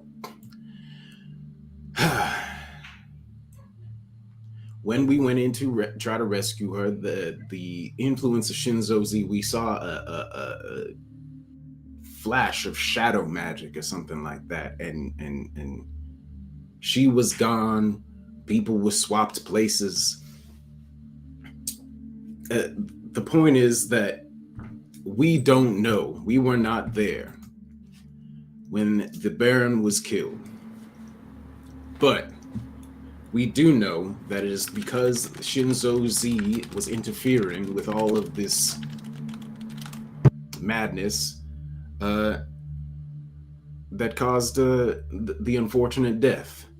Although, I think that the people of Kata will find that they are in better hands now under the leadership of the former Baron's son, the Baron now Lesse.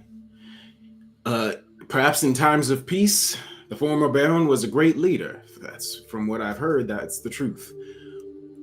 But I have also heard that he is not a good wartime leader and was in danger of leading Kata to ruin. And he gestures toward the giant when he says ruin. And so now the people of Kata, I think, will find themselves in better hands. Give me a diplomacy check. I'm going to use my inspired stratagem to give you advantage. Nice. I've not used that on you yet this day. Cool.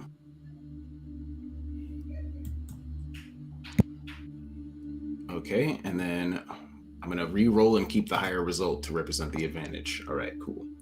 Perfect. Yeah, you look around and you do see kind of many of the attendees nodding along. You see the prefects nodding. You see Councilman Bien nodding as well. You see Procles kind of gives yells out a cheer. Here, here for the Baron! Long live the Baron! Trying to amp up your speech. You see it with the crowd. It was very well received. You do see War Chieftain Branca. Not Branca. War Chieftain Anka got a grunt and he goes, very fine words. I see that many in the crowd can't put the dots together. Shinzo Z interfered. You kicked out one of your own. This pup that served Shinzo. the Baron dies due to chaos, you say. I say he may have been slain by a follower of Shinzo Z, but it was at the behest of the Baron. I say that their mockery killed former Baron Cassie Royce at the Baron's hands, and the gavel's now been sent to clean it up. Interesting. I can say for certain, and you see him pull out a writ. You see this writ, Jeet and Will. You feel divine energy, like just cascading off of like this piece of paper. You see it written. It has like this deep blue, almost oceanic tone to it. The words almost seem to swirl on the page, like they're coming in and out of a tide. And you see him throw it, or he kind of like lifts it up and throws it out. You see it hover in the air. He goes, "The goddess Y, in her mercy and knowledge, questioned every giant, every son and daughter of Taishara upon Kata, and confirmed with the ring of truth that no giant, no monster killed the Baron. By the goddess herself, we have proof that we did not do it. And if we didn't do it, it was an inside job." Did she question Shinzo Z himself? You're alleging the god himself killed the Baron?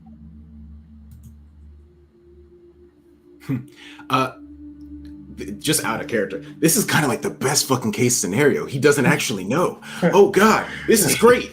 Anyway, sorry. Back in the game. That's a very bold claim you're making there. I have a question. Do you still have that ring of truth or some whatever implement you use to force people to speak the truth? We use the goddess's magic herself. And if you look at the writ, you can see she testifies and confirms upon her own divine might, power, and wisdom that no son and daughter of Taishara killed the Baron, dead or alive. And yes, before you get cute, she did go to Thanateros and question the dead that you piled upon our door. Interesting. I don't know what's a manner of deception you're using to make all of this happen, but I think you will find that the Baron was in fact slain by a giant's hands, and this is some sort of, I don't know, very elaborate ruse. To be quite honest, I'm not quite sure how you do it. But if you would submit, perhaps even one of us, the same sort of truth-telling thing, I think you might find that a giant did in fact kill the Baron. We'll give me a deception check. All right. Nice. You see the crowd kind of starts to shout. Just mixtures of jeers coming through. Yeah, of course a giant did it. Yeah, we all know what you all do. Yeah, he came here, crashed our party, and now is telling lies to our face.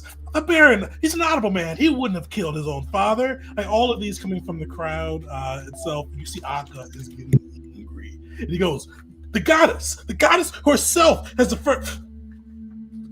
damn this. I challenge you, Gavels.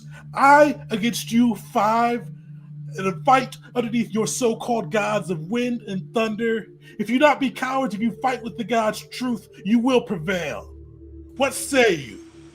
And now the child tantrums when his lies are brought to the parents. Oh.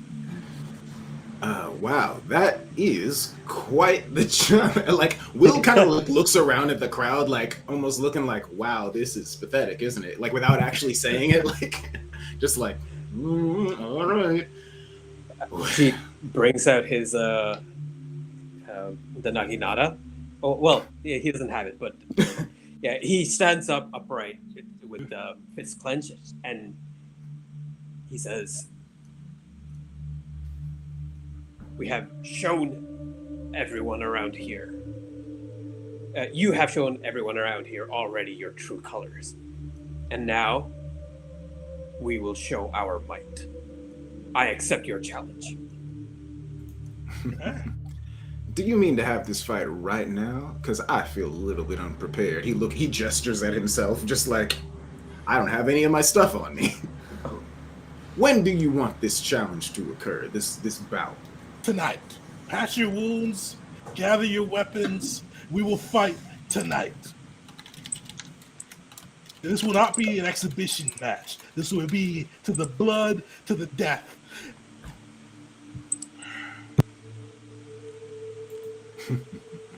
I look around at the group.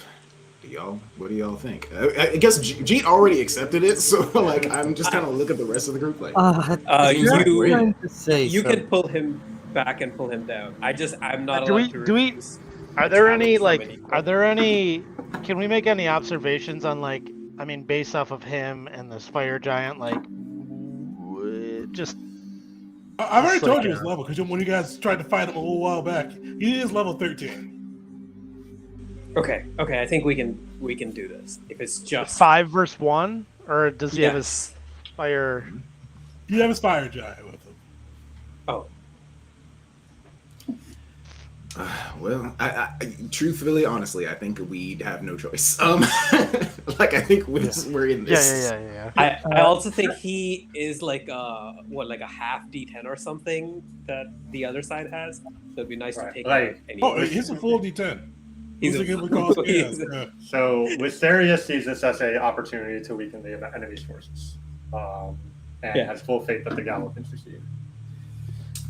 I am very low on spell slots, but samesies. This is a severe encounter, I will say. We can't do it tonight. We can do it in the morning, maybe.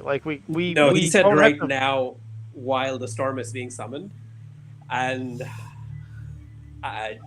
Jeet would say yes, like right now. I, as a player, would say no. Belric would take a pause.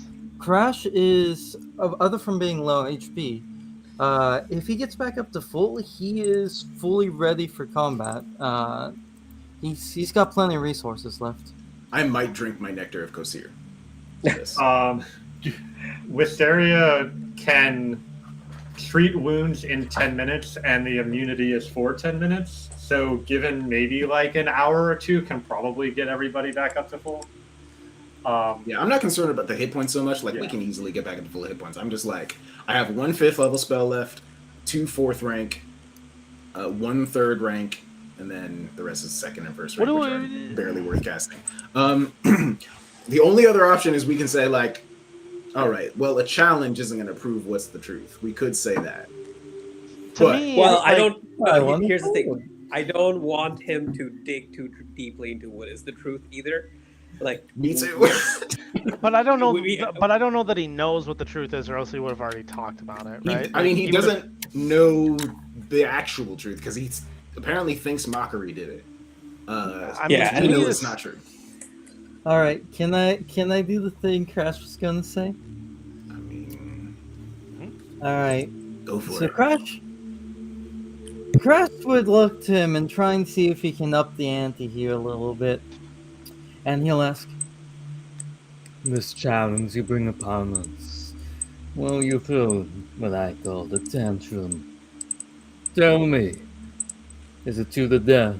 Do you put your life on your word, as would we?" I've already said it's to the death, 10 man. Crash kind of looks side to side I missed. And he looks a bit more worried, oh no. And he looks over to Will, Wisteria, Belric, Jeet. So we got Jeet. Jeet has already accepted it. So, Jeet's always down. I just don't understand what, Belric will be I don't know what we have to gain from this. We didn't come here to fight. We've already fought once. We get them off our backs, and then suddenly whatever we say is the truth. It seems to me if we win this fight, that'll be a significant detriment to their forces in the what do we call it? Reclamation Day? Reclamation Day, yeah. That's I will say, so if you are able to beat him for the last round, it will reduce DCs by quite a bit. You'll also reduce the Teixeira forces by 1d10. I will say on the other side, this is a severe encounter with a +3 monster. I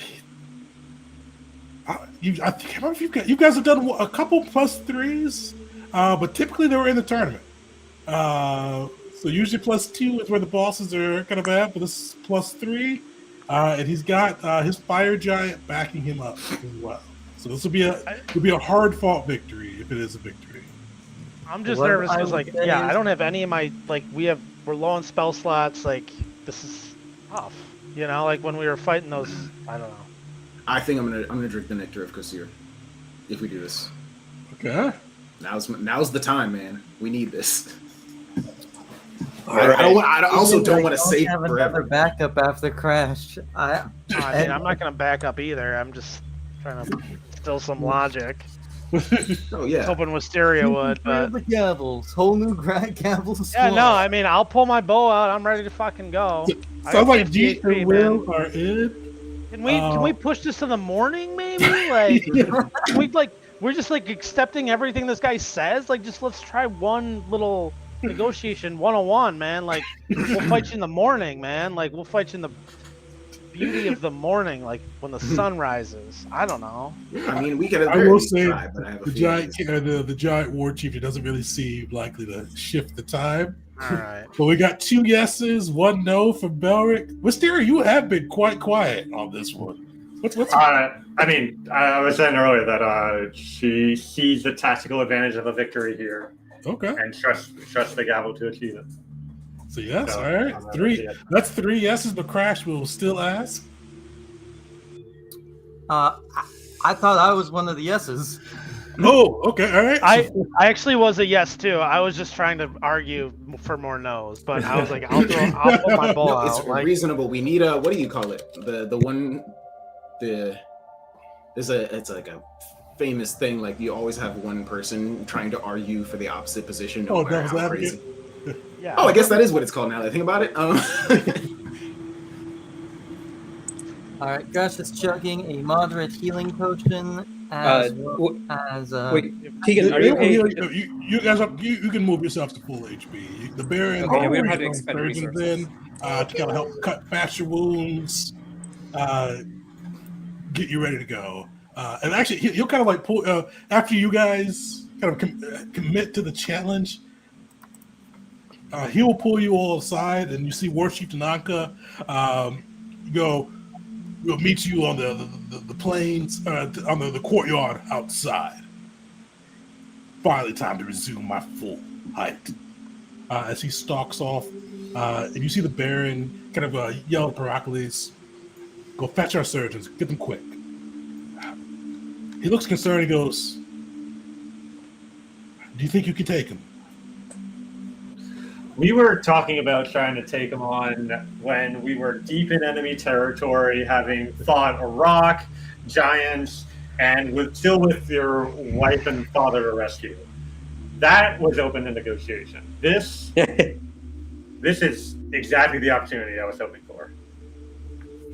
If there's any additional help that you can provide, given the circumstances and the fact that we're fighting on behalf of you, and if there's anything you can do with our additional to the servants, potentially Corsier's nectar, those things would be beneficial to us. This will be a difficult encounter. Or any other powerful healing potions or other gear. I don't know if Pathfinder Something has for us, buddy. Arrows of giant slaying or stuff. Unfortunately, I came dressed for Gala. I did not bring our armaments of war, but I can tell you 2 things about the Anka. Our intelligence has looked up much of how he's fought, and much of what we've heard are his weaknesses. We know that Anka mixes his chain scythe with deadly magic. He can fight from a distance, It can also call upon powerful magic to assist him. He is big, even for a giant. He's huge.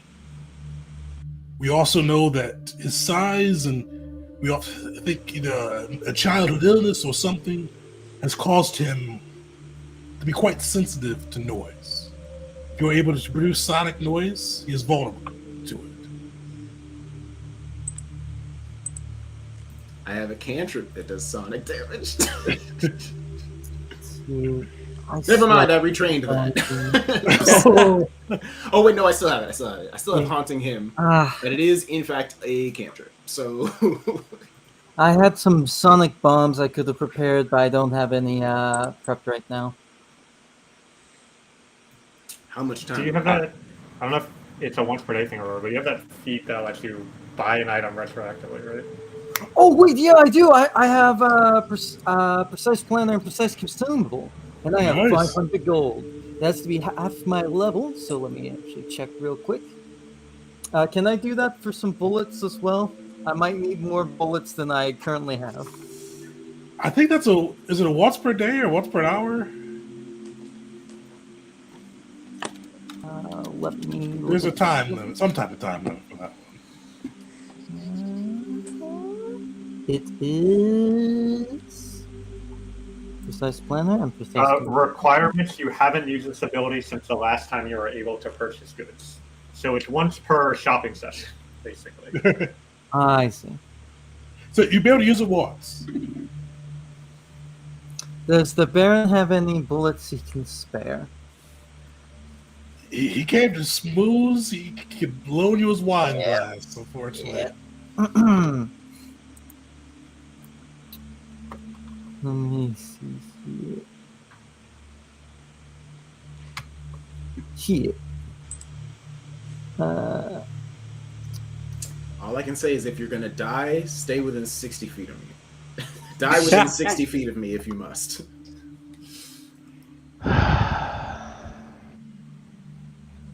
I am going to.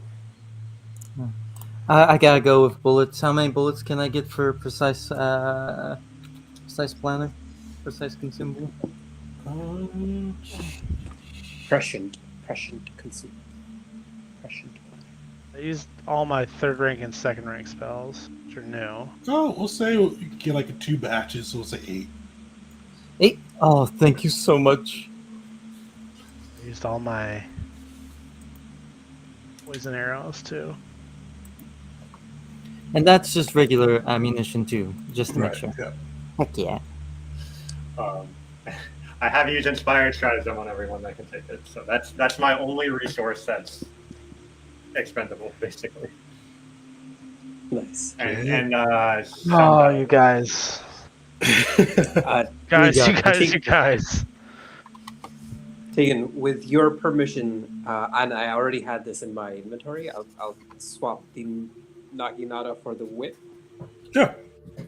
Okay, cool. Yeah, you said you already have it in your inventory. Yeah, you're good. Yeah.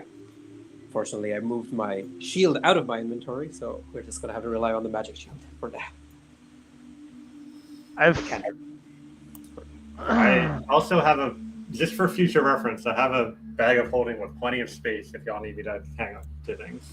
Like ammo or shields. Yes, I'll put in a steel shield next time. 16 more bulk in there, if I can fit. You got a few poisons there. All right. Yeah, I'll coat 3 Will arrows has with Kosir's Nectar. Does anybody else have Kosir's Nectar? We all do.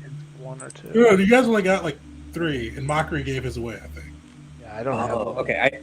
I'm obviously displaying Wait, mine. did Mockery give his away? I thought he gave it away. Or he may still have it. Well, either way, it's with Mockery. It's with.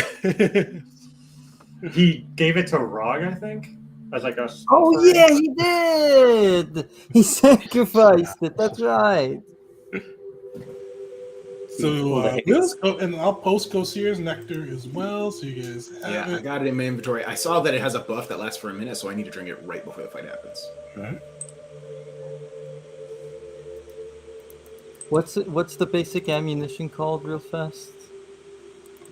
The guns. It depends on what gun you're using. Yeah. That's what's got me messed up because I thought it was pellets, but I'm only seeing magazine pellets. Well, like, if you click your weapon, it should tell you.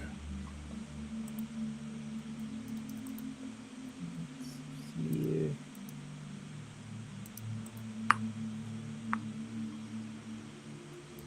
All right. Do you guys have any other questions? Any other thoughts? Yes. Anything else you're doing? Yeah, there's one thing should have brought it up between sessions, but I've had Boots of Bounding on for many sessions now. Foundry just doesn't register it for some reason, so my speed is still 20 feet instead of 25. If you're okay with it, I'll just like keep track of it on my own. But I've tried like investing. Oh yeah, no worries. It's add the extra 5 in there as long as you have the boots on. Cool. And then what I'll do on top of that is bring out my personal staff just before the session and also cast Tailwind on myself and then put it back.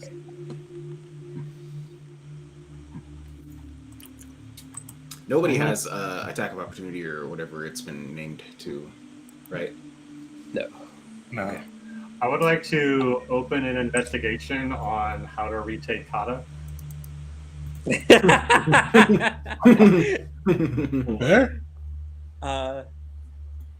Let's see. Who else is going to be on the front line? Mockery, you're on the front. Sorry, Crash, you're Sadly, on the not front line, much. right? Yeah. Crush will be on the front line. He's likely going to go full melee at a certain point.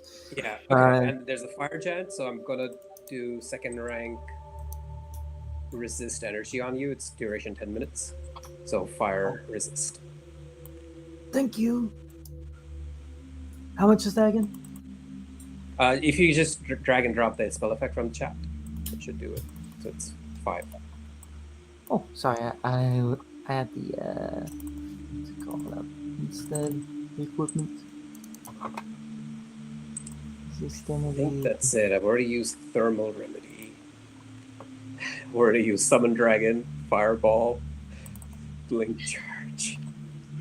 I was So, like, this is going to be guys, third combat in the day of all social roleplay, right? Max 2. Ugh.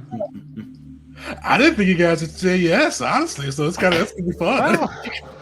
Well, Yeah, I still have the thermal remedy effect on me. How long does that last? That's 1 hour. Yeah, Tegan, how long? Unfortunately, it's been over an hour. With each of those rounds is about an hour.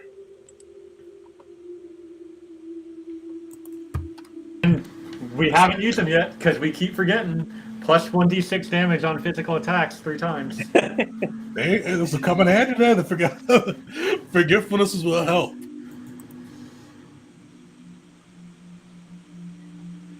All right. might have. What do you say about it? I was gonna say I might have given this out to some people at some point 3 sessions ago, but I don't know if I. I don't did. think anybody used it. So Okay, I feel like I would have given it to melee folks. Definitely Jeet.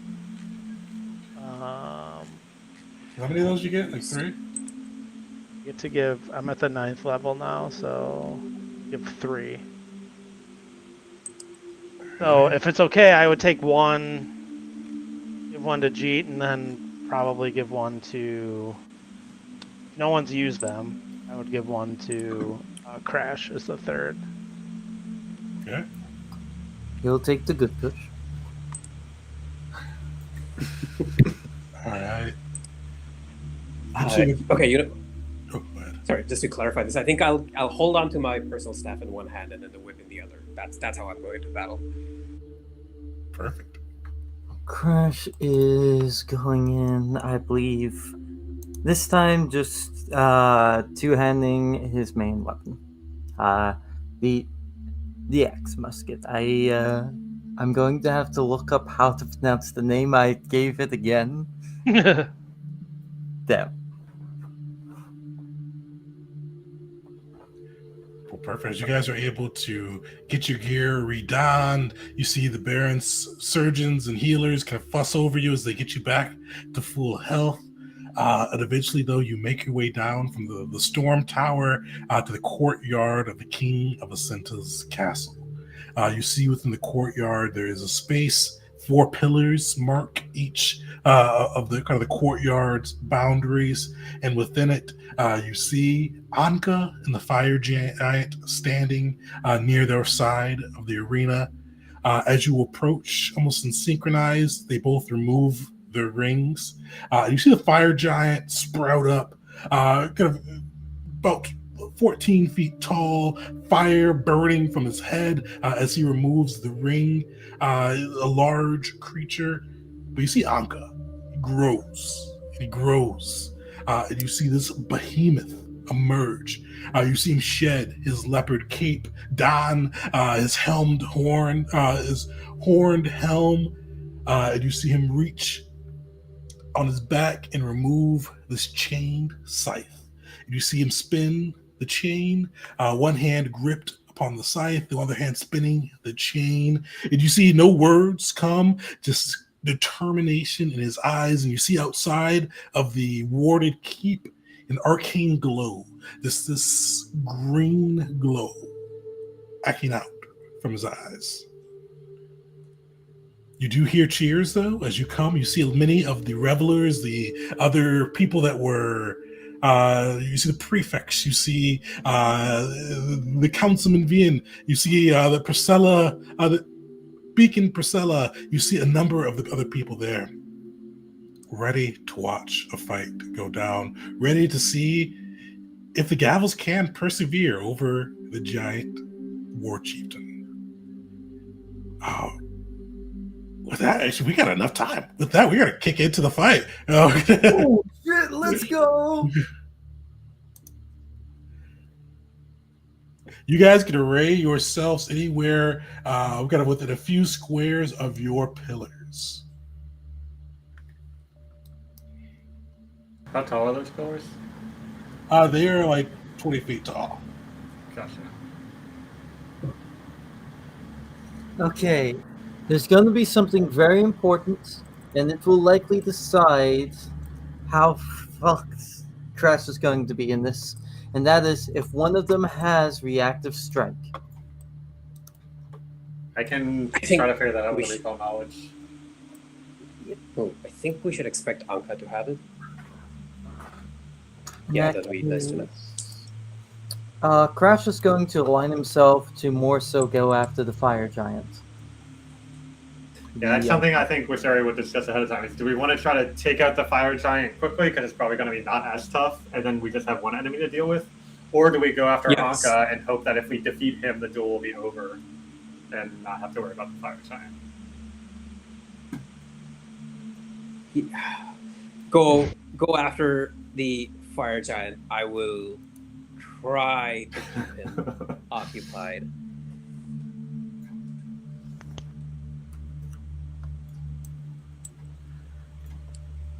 All right. You guys. Tegan, how many buff spells can we cast before the battle starts? This is one where you guys can cast many within a reasonable time frame. So you can't like stack a ton of minute ones probably up. We'll have to start counting down the minutes or the seconds within, but pretty much anything that you could reasonably get in. All right, I have a couple of 5-minute ones. Yeah. So 2 of them. So this one I got at 9th level ancestry feat from being Ifrit heritage. You know, I'm facing a fire giant. I will try to become a giant thing of fire. Wait, Nice. there's no fire involved, but Maybe enlarges some fire in me. there. Wow. I just remember to have this once per day. It lasts 10 minutes. Nice. I'm probably going to go with this and start flying. And basically, the minimum height that seems like I'm out of his reach. Although it's changed pretty long, though, right? Yeah, he is about 20 feet tall himself. His chain, recall knowledge or not measure necessary. His chain can reach 25 feet from him. So that's 55-foot reach, which I don't think I'm going to go that. That's not me. I'm going to start 40 feet up. Wait, Wisteria, before you go up, for both you and Belric, Let's see, these are both 5 minutes. 10 minutes! Ah, amazing. Okay. My 2 third rank slots go with the power of Nar and spread out this time. Okay, that's all my buffs. Whoa. All right. Holy. If you guys are ready, where's some initiative? Belric, do you want to try flying as well? I do have another flying potion. And just pepper them from above. The things to watch out for, though, I think, is if you do get knocked to 0 while flying, you'll fall and probably get another wounded. And then I don't want to get too high because I want to go down to get battle medicine at some point. Yeah. Or to do I think battle I'm kind of over in my corner right now. Like I think I can pluck away just fine. Like let me actually start over here. Right here. That's okay. Oh man, I should hero point that, but how many hero points do we start with this session? 2. I don't think you should. I don't know that we should hero point. I don't know. Okay. Alright. I have not used the hero point, so I'm going into this with both of them, and I plan on critical for worst area.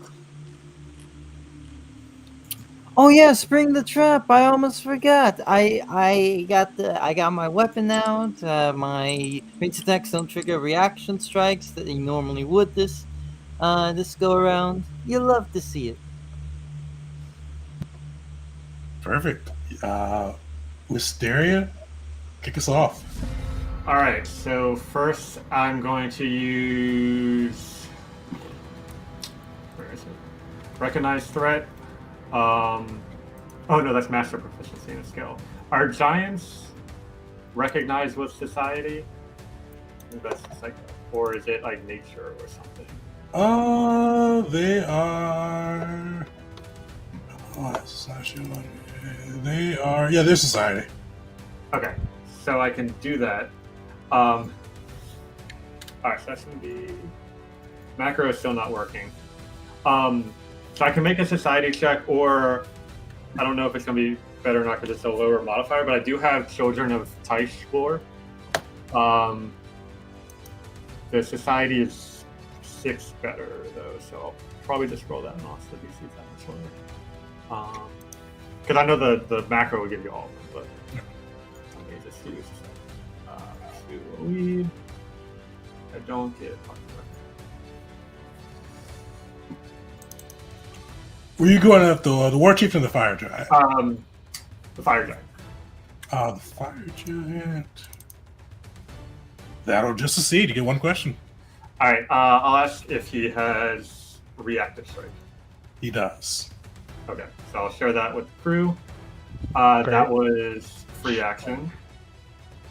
And then I will devise a stratagem on the fire giant, which I can do as a free action because he's related to my lead that I have.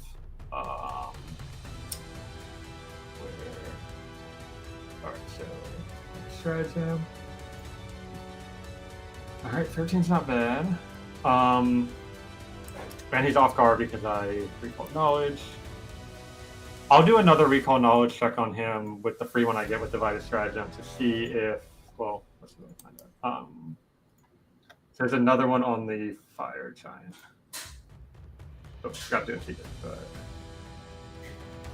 Oh, that'll just succeed. Okay.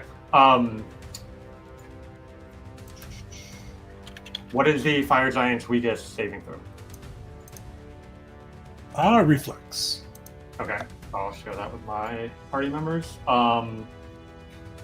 Still haven't taken an action yet. So I'm going to analyze the weakness on the fire giant and then take 2 shots. Attack. I like starting off that way. I'm gonna reroll with hero.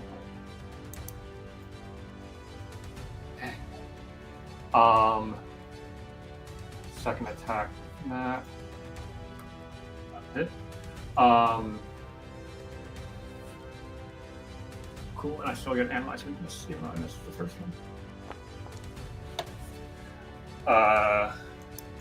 my turn. Nice. You get an arrow into the fire giant. Belric, you are up. And he's enfeebled one. Nice. Okay. I am going to use my first turn, my first action to put hunted prey on the fire giant.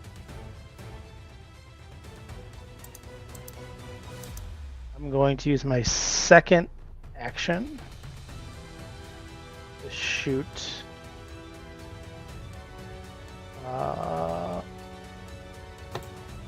what's it called? 2 arrows. What do I call that? Might as well use this to start with. I don't see any particular good reason to save it. I'm going to cast Shadow Projectile on your first arrow. So like a second divine like shadow, not divine shadow, a translucent golden arrow follows just behind your first arrow shot that you fire. Nice. Okay. That's sick. All right, let's take this first shot then. Well, I think that you should make the save first because it will determine like how likely you are to hit potentially. For the save. fire What do I giant. make? Oh, Sorry, okay. the fire giant needs to make a save. You will fail. All right, so he is off guard against your attack, and I deal some damage to him. Yeah.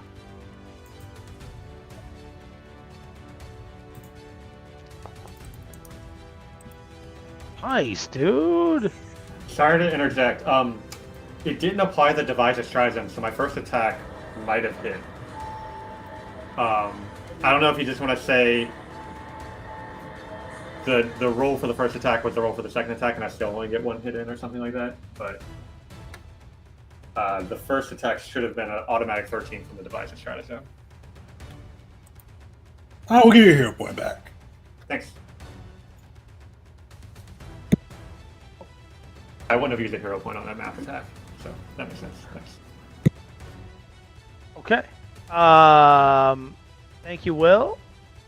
And this will be my first attack. Off guard. My Nice. guy. My guy. Heroism. Jeep. Okay, you guys. You guys. There's so many numbers here. Jesus. Solid. He's looking blooded. This will be my second attack. Oh, Nice. gentlemen. All right. Something wrong here? What? No! He is looking fairly hurt. If it wasn't for the fire damage mixed in there, he'd be a lot closer to death. Do you have any critical specialization effects? I don't know if you get them or not. Oh yeah, the acid damage. Corrosive thing just says it applies to armor, but I don't know if like rangers get their critical specialization. Because normally Foundry shows it, so I'm guessing not. I don't know that I ever added that anywhere. It's automatically out. So level 5 ranger says you gain access to the critical specialization effect when attacking your hunted prey for martial, simple weapons, and unarmed attacks. And So then I believe for bow, it just pins him in place unless he uses one action to remove the arrow, I think. the target is immobilized and must spend an interact action to attempt an athletics check to pull the missile free. Wow. He nailed his foot to the ground. Nice. Twice. Both feet. And as my third action, This fire giant is not getting a turn. okay, as my third action, I am going to probably foolish, but you know what? We're gonna do it. I'm gonna command animal. And how far is our buddy? How far is bear? over him. Let's...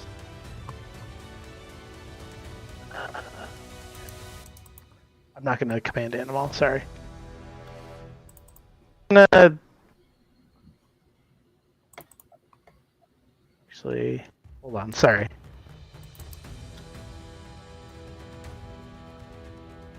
Something I haven't done before, but I'm going to do this. Just in case. I'm going to do my glass shield, which is a cantrip for my druid thing. Summon a layer of glass to keep you from harm. This is a ray shield action.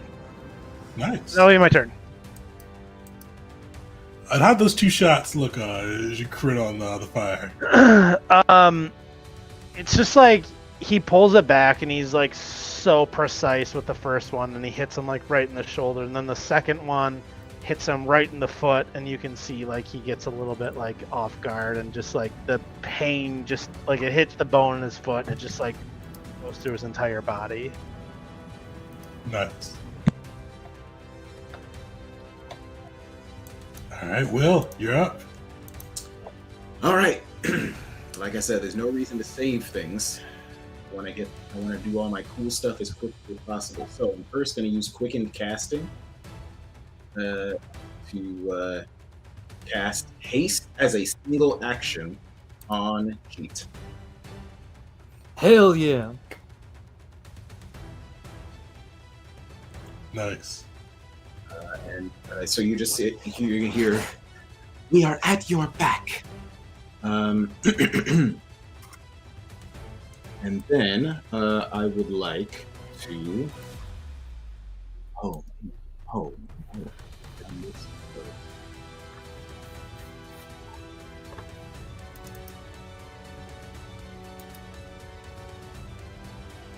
Actually, I almost never get to use this spell, and I think it might be. I don't think I'm going to have opportunities to play this, but I think I might undo it all that because. No, I'll save it. You think it's how valuable you think it is for me to try to immobilize Anka?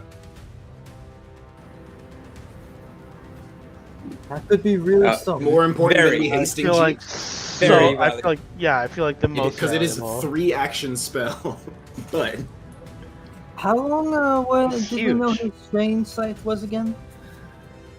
25 feet reach. 25 feet, yeah, that's why I thought that. Yeah, so Yeah. long as we all stay without the outside the 25 feet aura of death equals range.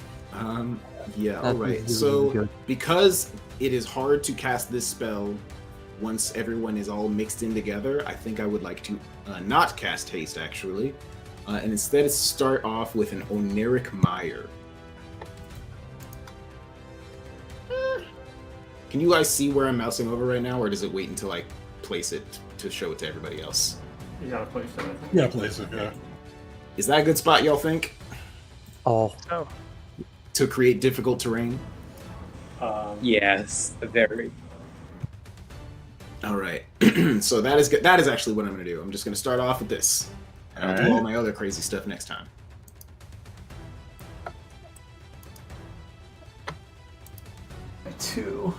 There's It's all right. It still does something. what does it do on a success? Oh wait, no.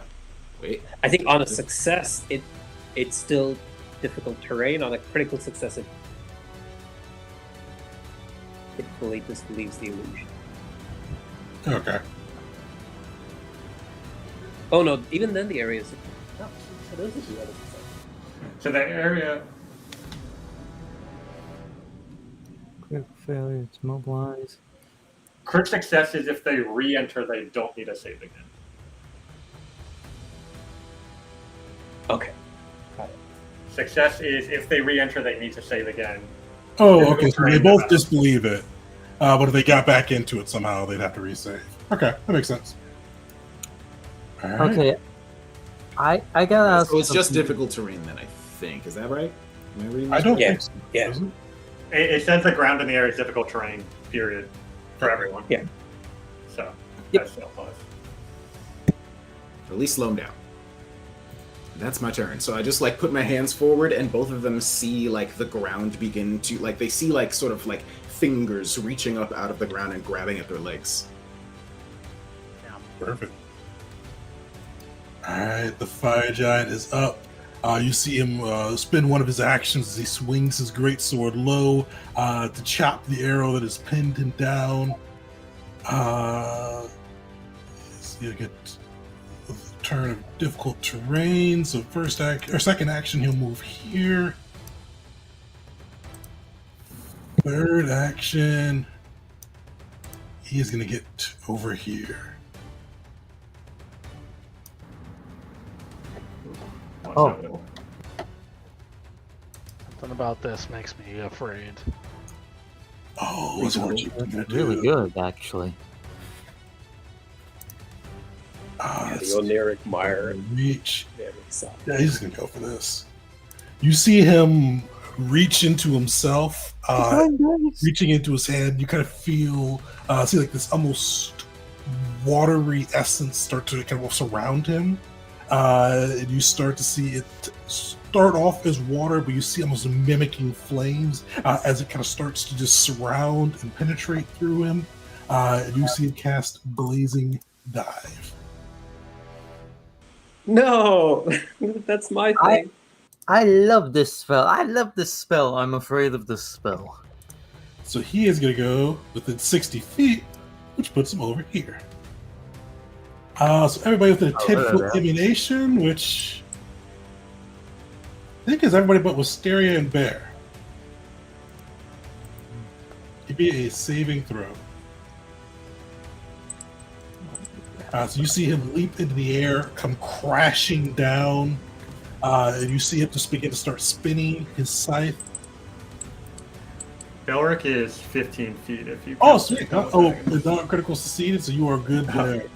The rest of you all, I think everybody passed outside of Jeet. Except me. So you guys will take 26. Jeet will take 52 minus his fire resistance. Yeah, I'll also reaction heat fire. Oh, nice. I'll reduce it a little. Thank you so much for the energy resistance, by the way. Wait, if that's the thing that Jeet did in the last combat, then that is no longer. Oh, No, not that. Not the, I did it in not the thing, yeah. Okay, cool. Oh, does he want to strike or does he want to? Yeah, he's gonna let loose a strike.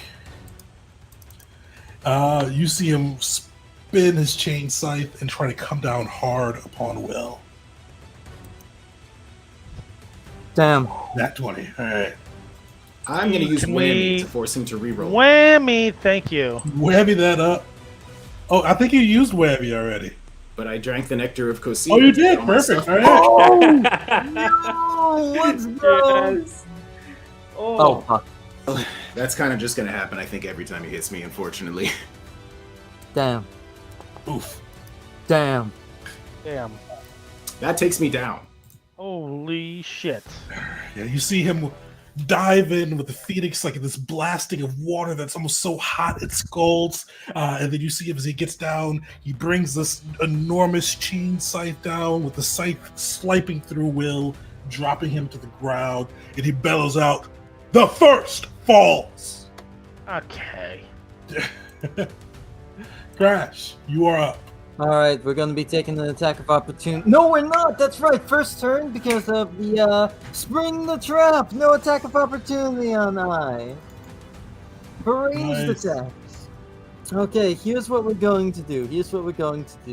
Don't need to move, we just need to trigger brand salvo on the fire giant right here.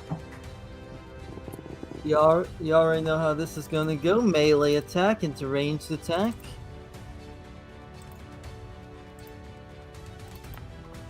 Critical hit. Nice. Solid. Wow. 3 crits on the fire sign already. Is he still alive? Barely on his feet. Do you have a Alright, critical this is- specialization?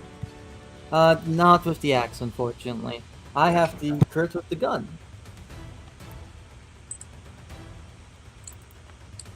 Put him down. All right. Oh my gosh. So Crash, after having some giants crash upon him, looks around, sees Will get put down, and it's just like, You took down one of us. We'll get back up. He won't. points to the fire giant, takes the axe, takes it to his ankle, spins his musket around, so the blunderbuss is right at his face, and he'll launch it forward. Launch that shark forward to just. I had alliteration. Fuck! I'm stumbling over my words. Shred his skull with shrapnel. There we go. Nice. Sick. All right, and he's gonna. Let's see here. We already know how this is gonna go with touch and go. To change back to melee mode, get reloaded. He's going to take a step towards Will. I think this will provoke attack of opportunity if you reload. Oh, does it? I think it was a thing that stopped that to spring the trap. Let me post spring Bring the trap. trap is movement and ranged attacks, not. Oh yeah, the reload will trigger that. All right. He does have attack of opportunity. Well, but if Crash doesn't take an attack of opportunity, then that probably means someone else will. Just You know what? Yeah, I'm eating it for the team. Let's go. Eat it for the team. Luckily, just a hit too. Take it. Oh, yo! So you see this scythe come crashing through your metal carapace. You almost feel it like attacking your spirit as it passes through. All right, so that's only been 2 actions. Jesus. Yep. We are going to change grip on the axe musket, and we're going to quit. Actually, you know what? Hold on. Can I take that back for a second? I realized I don't have the action for that. I was going to shoot Will with a life shot, but I forgot I need to activate the life shot first. So can I not one hand my axe? Sure. Yeah. So you got 1 action left. Thank you. I got a little bit overzealous there. My bad. We're going in for the second attack, and we're attacking War Chief. I think Melee? there's the trigger. I think this would be my MAP minus 10, wouldn't it? Wait. Yeah. You're right. My bad. Unfortunately, it will miss either way on that one. You see, you try to go through, and he gets his chain up in defense. Big G, you're up. So I can probably battle medicine Will on my turn, Okay, and also get a shot in. If you want to not do that, but maybe up to you. Okay. If you do heal Yeah, Will, okay. then I'll I probably will do other stuff. start by. I have this whole thing prepared already. Okay. First, I will say, everyone, especially the ranged, but not you, Crash, run away. And I will cast Loose Time's Arrow from my Druid archetype as I try and imbue everyone with the fiery speed they need just to run away and to attack from range. So this is up to 6 targets. Yeah, 1, 2, 3, 4, 5, 6, all of us. Yeah. I'm out of range. Yeah. Oh, right, Mysterious. Cool. So everyone but Wisteria, take that. It's only 1 round, and you can only use it to step or stride. So use it well. 1 extra action. So that's 2 actions on my side, and then third action is going to be an attempt to trip the War Chief. All right. So basic action macros. Oh yeah, you got that whip. Nice. Yeah, still not working. So let's just try it this way. That's going to be a hero point on that. Here, point it up. Sir. Oh. Okay. Wow. Ah, Crazy. Yeah, unfortunately, it does not succeed.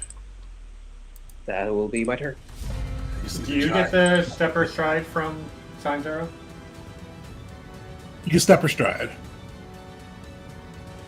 Oh, sorry. Do you get the times arrow effect on yourself to use this turn? Yeah, I was gonna. What, do we lose him? I think Quicken always applies next turn for the caster. Oh. Okay. Alright. I'm up. You're up too. All right, so going to devise a stratagem on Anka. Hey, that's pretty good. Okay, and it's not applying the effect to him, it looks like, so it's not going to set the roll automatically, but I might be able to still enable it from my side. This is on. I see it. Okay, I feel like I've seen that in the past, not this time. But anyway, we'll see if it works now. Free recall knowledge check. I'll do society again. Let's do a lead bonus. Are you letting that stand? I'm a hero point with that. I supposed to work on the other giant, but Unfortunately, it's going to fail for Anka. all right. Not using action yet. Okay, just to clarify if I'm reading this right, Doctor's Visitation is where I can use a stride and then a battle medicine, but moving through the air is a fly action, which is not a stride action. So I can't Doctor's Visitation to heal Will in one action, right? Unfortunately. Okay. Hate that. Anyway.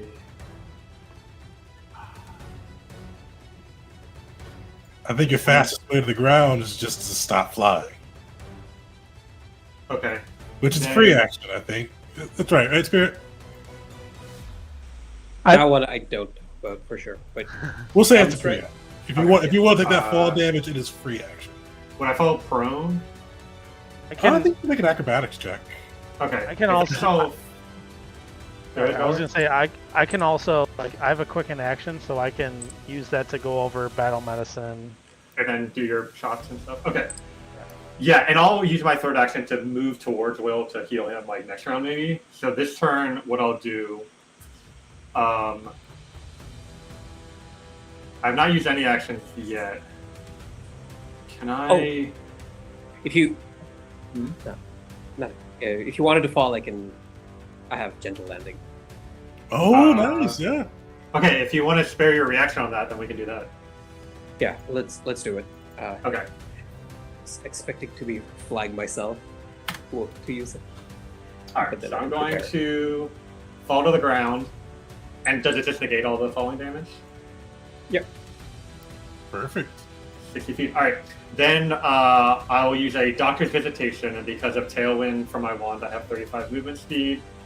So I'm going to move here, and Battle Medicine Will. So I don't get the macro. Can I do a I'll tree reinstall check? and see if that fixes it. I don't know what's been going on with this. Okay, there we go. I'm gonna do expert DC to keep it safe. Perfect. 18 healing to Will. Nice. That was one action. Second action, because I want to guarantee I get the off guard, is I'm going to activate the invisibility rune on my armor to turn invisible, and then immediately shoot at him while invisible. Nice. So that he's off guard to be attacked. And then I lose the invisibility when I attack. So.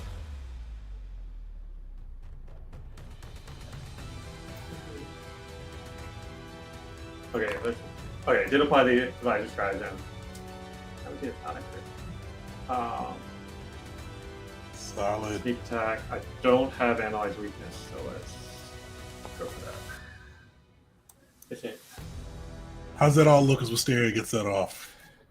So she nods to G, because obviously they planned all this ahead of time, and just drops, like, you see her start to fall, and then like some fire cushions her blow, and then she stands up and immediately darts over, pulling out her medical kit is like hanging from her hip, so she immediately like bandages up Will, and Will looks like, he comes back to consciousness and looks up, and there's nobody there, and then he hears the sound of a crossbow firing, and then she reappears as Anka takes a shot like in the side of his gut. And that's my turn. Nice. Varric, you're up. Well, with you standing, do you need additional healing, or do you think you're okay?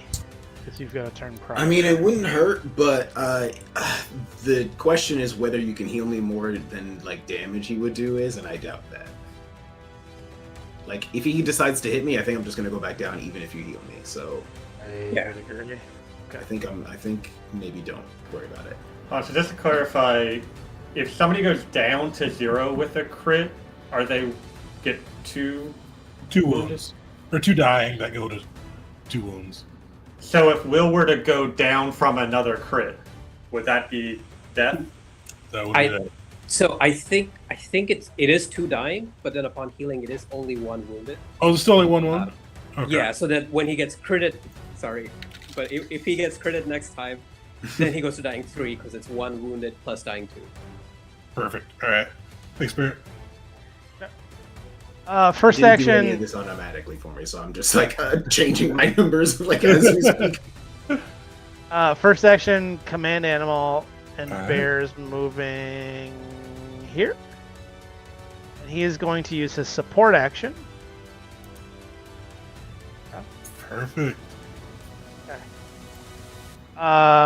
Second action, I am going to move my hunt prey onto my new target, which is our buddy, and then I'm going to take 2 shots. Get the 1d6 bonus from our forge. Oh, yeah. 1d6 it up. So that'd be 1d6. The 1d6 bonus damage from the forge on our ship, you can do that to each of the attacks, and then we'll have 1 remaining after that. Okay. I'll add that, and I'm also going to actually add I'm poisoning. These arrows are the poison ones, so. Here's shot 1. Perfect. Okay. So that'll be. This will be the damage, and then it'll be plus 1d6. 1d6, and then it's also going to be plus. Sorry, I haven't figured out how to do this. But, Oh, no worries. be assuming stage 1, just a d4. Oh, well, what's the poison? It is the. Sorry. Oh, yeah, he flexes and shrugs that off. Sure. Okay. And then my. Oh. That hits, so Bear does his. Oh, yeah. Which would be. D8. Then my second shot.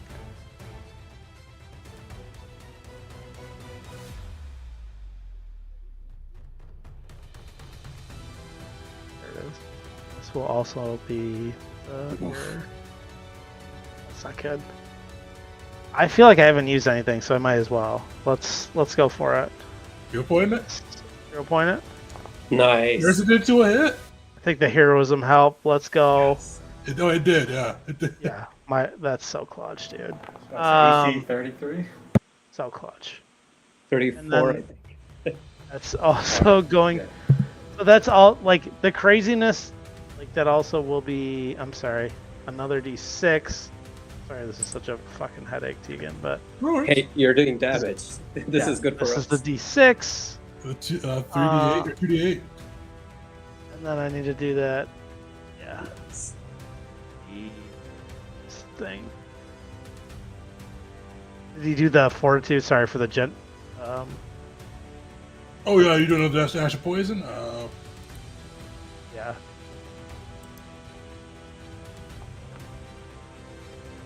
So I think he will succeed on that, unfortunately. Okay. And that's 2 turns. And then my third turn. I think you moved, you commanded Bear, moved your Hunter's Prey, and then attacked. But you do have a quicken from G to move. And it can let you step or stride.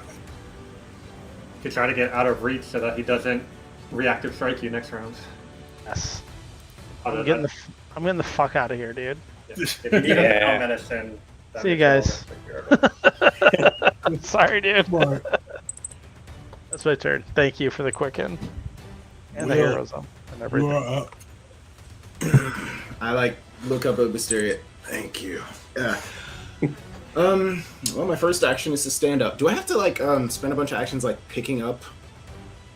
I don't think you have Stuff. any weapons on you, dude. I have a staff. Hold on. My staff yes. spells Yeah. are not spells that I care about casting for this fight. So I've already cast Oniric Mire and Shadow Projectile. So I'm leaving the staff where it is. Makes sense. So that's my first action, stand up. Second action, I am going to use my quickened free stride, I think, because I'm pretty sure he still doesn't have his reactive strike. I have 35 movements, so I'm going to go 1, 2, 3, Nice. 4, 5. Let me just make sure. That quicken was clutch. Yeah. I can go How do you guys are using it? one more. I think I should stay here, not go any further. I forgot my. No, he's second 25 feet attack away. I need to go there. one more square back. One more square back. To make sure I'm out of the range of his attacks. And then I can still reach him with most of my spells. Second action. Second action, because one of those that I just did was free. I am going to cast probably another spell. Let me do probably best if I just do a. You know what? I have a better idea. I'm gonna do quickened. The thing that I almost did last turn. I'm gonna use the quickened casting haste on G or no. You already Yeah, have. I'm gonna be standing still. So I'm gonna use quicken casting to cast haste on. I could, because I'm gonna probably have, because since I failed a recall knowledge check on him, I'm gonna have trouble getting him off guard. I can do things like create a diversion or sneak maybe, but extra actions would help with that. I also only have 2 shots left of my bow though, and then I'll probably just be on battle medicine duty. Once I have time to reload.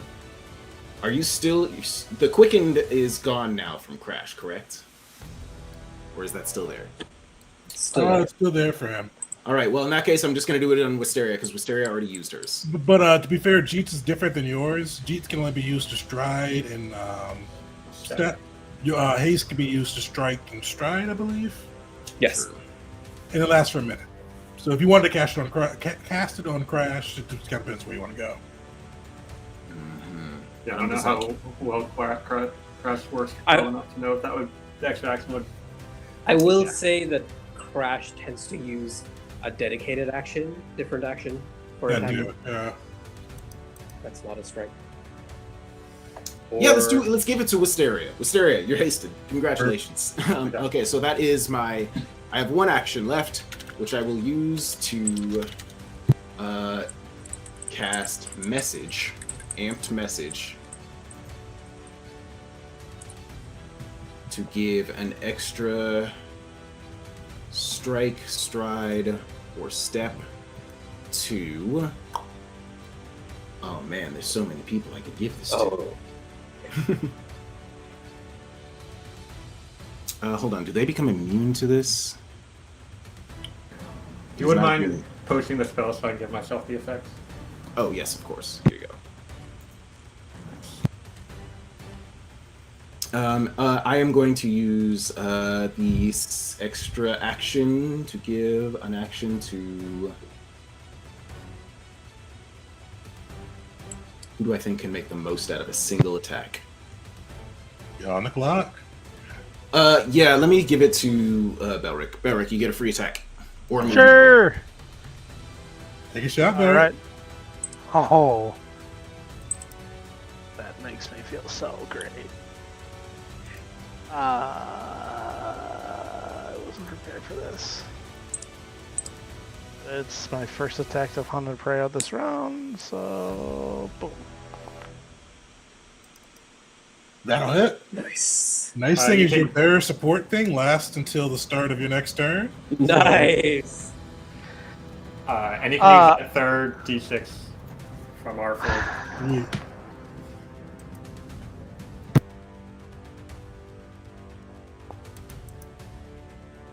I think I forgot the bear the second time. Oh, you did the bear, Second I thought. attack. Okay. I did the first. I don't think I did the second. But at any rate, we're gonna do the second, which is this. I just scroll up. Here it is. Nice. Solid. Thank you, Will. No, thank you. Will is like sort of like still like half doubled over. All right, and that's gonna be my turn. You see the war chieftain look around you. You see his eyes begin to glow with kind of that green, just arcane might flowing through him. And he raises up his arms and he goes, "By wise mercy, by hero's grace, may the goddesses slow you down."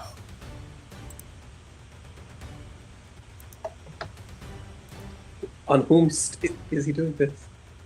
He is doing a 6th level slow. Oh, didn't give me a little template. Oh shit! I think, On all of us. I think Belric and Will are out, right? I somehow am, yeah. Yeah, I don't Belric know. is It's out. I'm so close.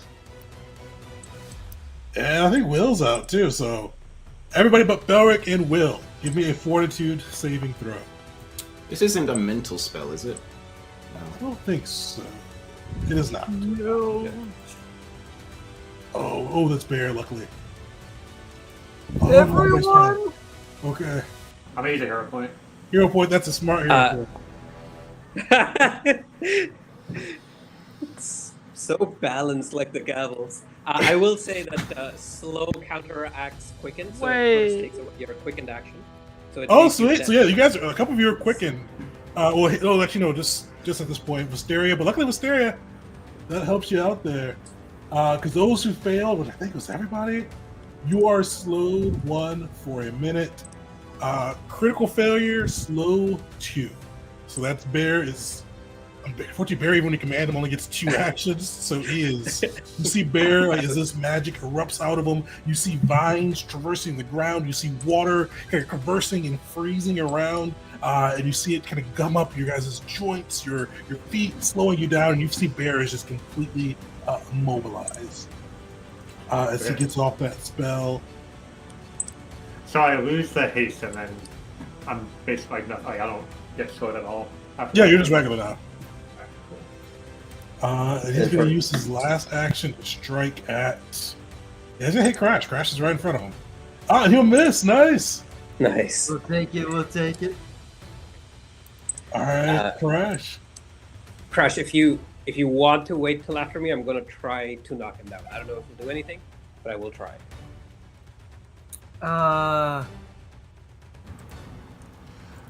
Yeah, I'll wait till after G. All right. What? Hold on. I'm remembering things. No, actually, don't do that. Sorry, there's a whole bunch of spells coming to my mind. Crash still has his quickened from my spell active on him, so on this turn. Oh, you're right. Yeah. His 3 actions, but if he delays, then that effect goes away. So. But the quicken was counteracted by the slow, right? It's kind of suppressing it, like because my quicken only lasts for 1 round. For this round, it's suppressing the slow. Oh, but because mine was a full minute of haste. Yours is a full minute, yeah. So Crash and I will still get all 3 actions this round, and after my turn. Sorry, so Crash, go ahead. Funny enough, I don't think Crash needs 3 actions. Well, then it's your choice. Yeah, you know what? I'll go first. I'm gonna take an attack of opportunity real fast, trigger round salvo. So, first part of that's gonna be melee, so no attack of opportunity just yet. That'll hit. All right, damage on that.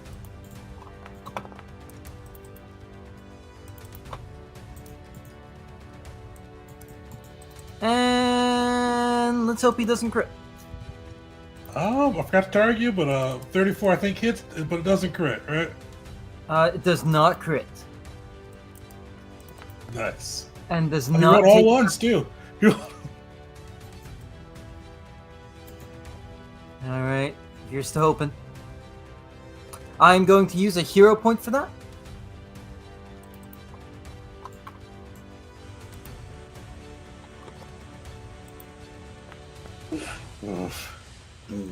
God damn. Oh no, that's really bad. And I already took the thing, so we're gonna use touch and go. And I think Crash still has an action left, right? You can stride or step.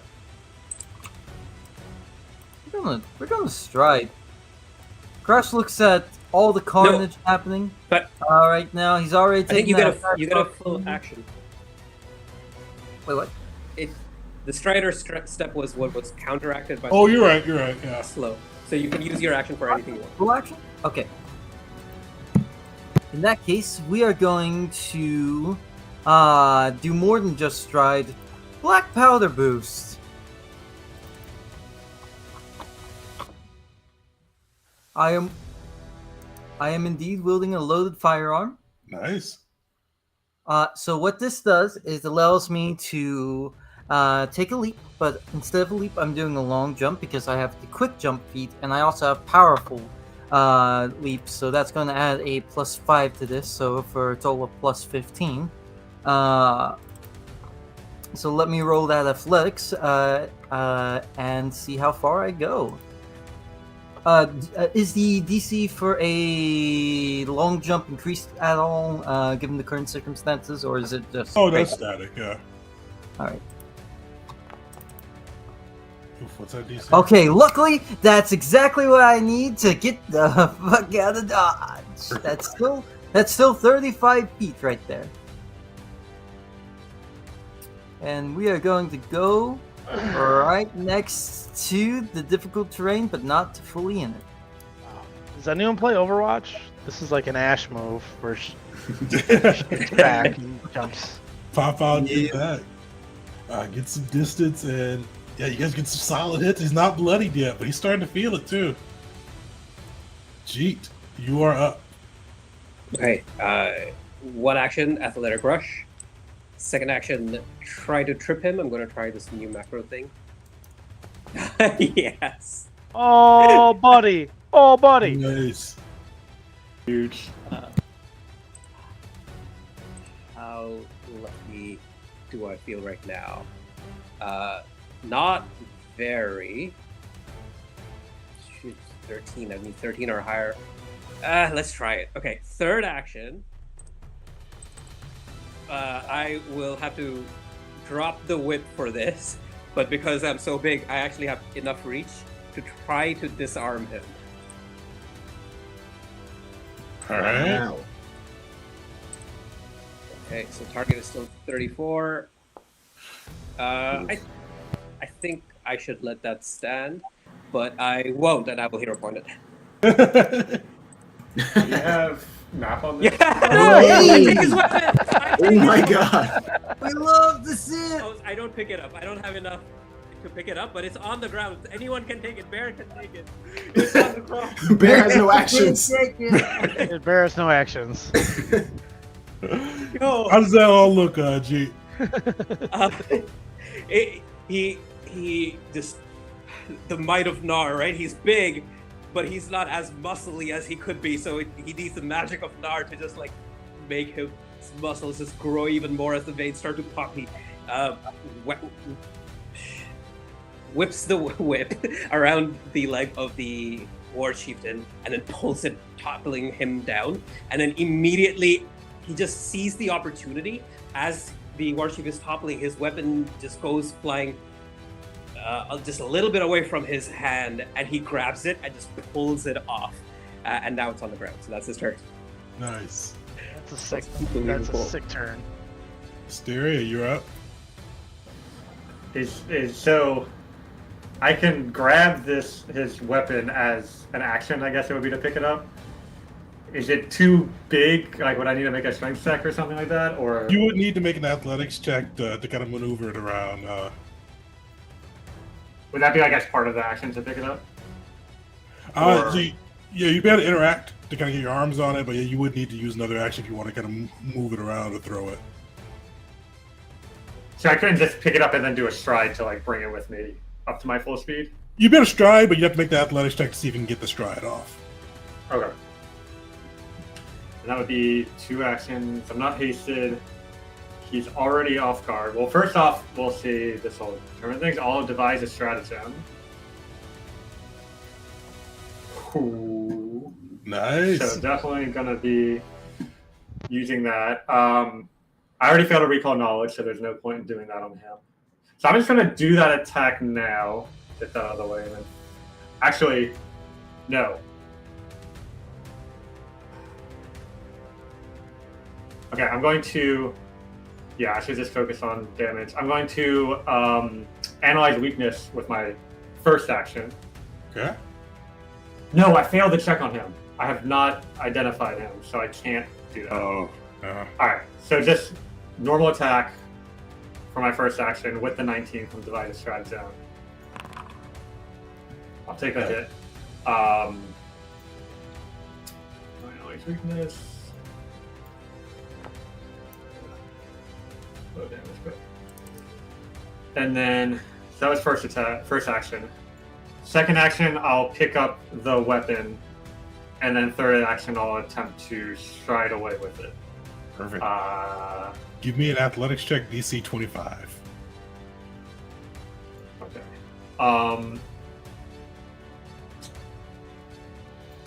Hey. Nice. All right. So 5. And that's my turn. And then I'll just. I guess it would have taken both hands. Would I have needed to drop my crossbow to do that? Oh, with your roll, you could say you've got like one hand and you kind of just dragging on the ground behind you. Okay, I guess, yeah, I'll be dragging it, and then next turn I'll spend an action to regrip my crossbow or something if I decide to do that. But anyway. Alright. Will, you're up. I think I'm up. Oh, yeah, Dory. Sorry, you're up. Yeah. So Bear was slowed 2, which means he can't do anything. He can't do anything, unfortunately. Okay. Yeah. Cool. Right. So, and is this guy already prone? He is prone. I don't even know what to do here, boys. Well, I'm definitely gonna do what I always do and take a hunted prey shot. This will be with my bad poison that I have left. Oh. Oof. Do you have a hero point, which I'll use? He is enfeebled from getting hit by my attack. He's prone and enfeebled. Alright, so hero point. Okay. Nice, all right.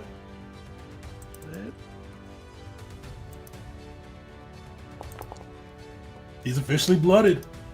Alright. Second attack. On the first action. Oh, unfortunately, that will just miss in the second. Oh, really? Yeah. Okay. Alright, so disregard that, and then... Man.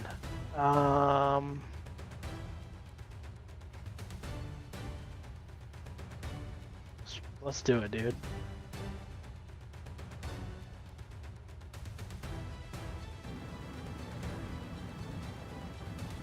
Oh, yeah. Busting out some magic. All right. Uh-oh. Oh, you piece of shit. Does it even matter what I roll? Yeah, unfortunately, he got a crit. So, yeah, you just, on the ground, you see him just kind of raise up an arm and block the frost. Okay, that's my turn.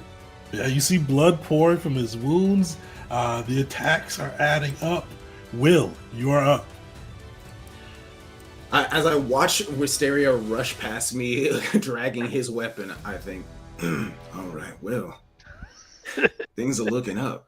I think that the only real threat now that he has is his magic, which means that he's going to be using range stuff that I still need to be afraid of. So I would love to be healing G right now, but I need to heal myself.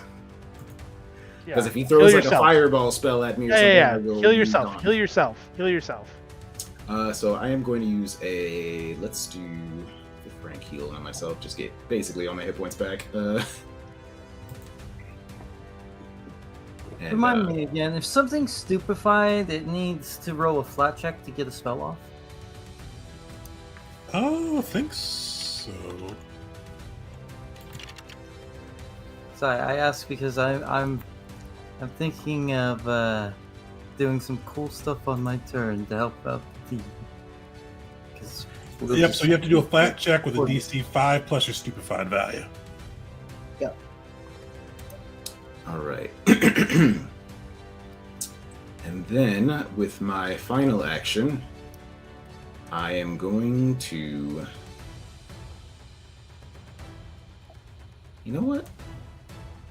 Let me cast just something simple. I'm going to do guidance on G. You just hear in your mind, we are at your back. Perfect. You feel Rashadiel's magic flow through you. As the war chieftain is up, you hear him bellow out with rage. Take my weapon!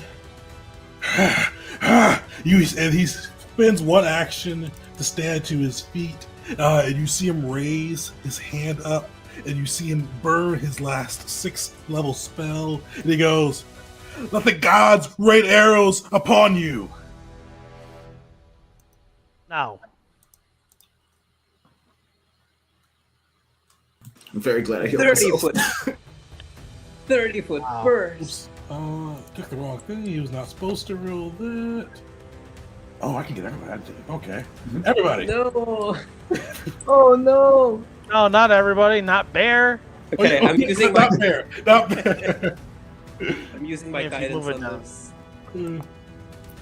That oh shit! That's going to be we live these. Nice. Mysterio come through with that crit success.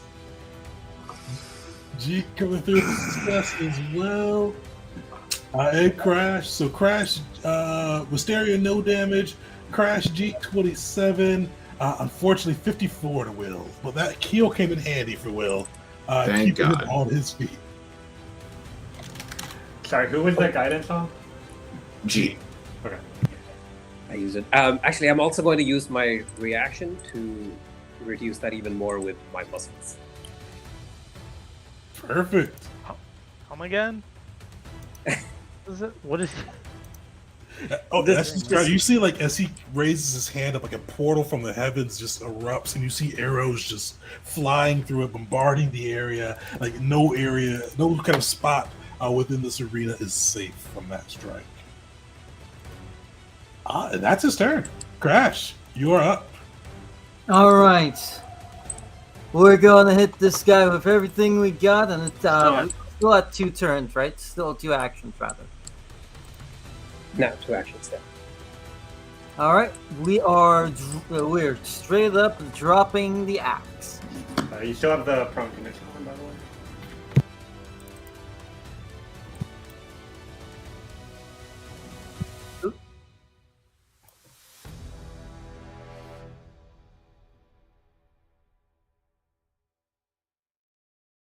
Who's got the prone condition? Anka. Heck Tegan, yeah. you're muted, I think. There's just a weird mute that happened. Can Tegan? y'all hear Tegan? No, I can't hear Tegan Oh, anymore. sorry, yeah, it cut off for me. I can hear you guys, though. Yeah, so Chris pointed out that I still had it on the giant, but it's off now. You're good.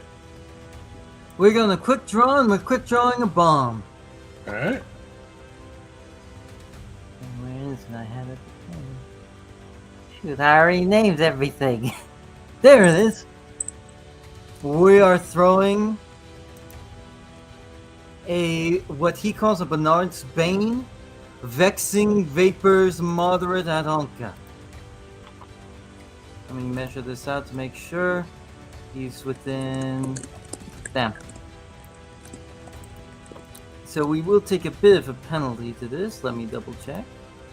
Because it's 20 feet. Yeah, so this will take a -2 because of range. But I'm still confident it'll hit. I'm going to use a hero point on that.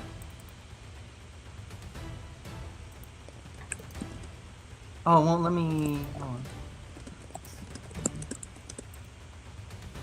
How? I'm sorry. How do I use a hero point on that again to re-roll that particular roll? If you right-click it, it'll let you.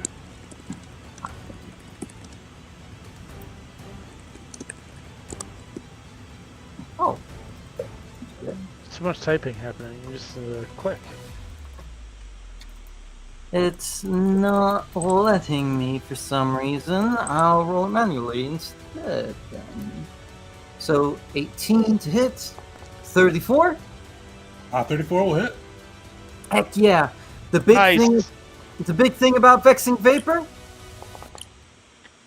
The target must succeed a flat check before taking actions with the concentrate trait. So unless he's casting a spell without that, he's gotta make that check.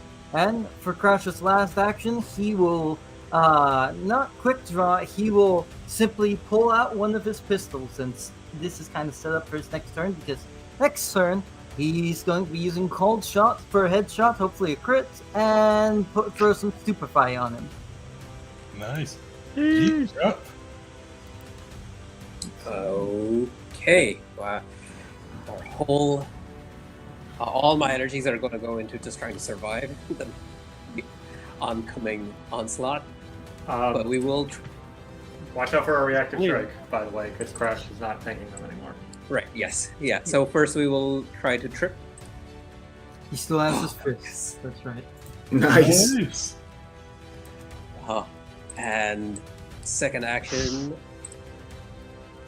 is going to be a nice and simple and clean shield. That's my turn. That's so huge, though. These prones are like ridiculous. Like, I don't know. Just crashing back to the ground. The action economy, Pathfinder, and it's just great job. Great work. Saving my life specifically. Yeah, doing so well. You're doing so well. Serious, you're up. I would love to heal you next turn if I can get a chance. Going to stratagem. That's my bonus. We know his AC is 31. Okay, so that's still a hit. And he's prone, so he's automatically off guard. Alright, so gonna drop his weapon. First action will be to regrip my crossbow. Second action will be to fire a shot.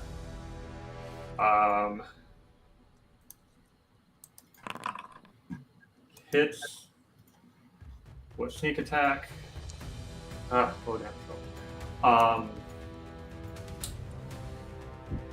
Third action.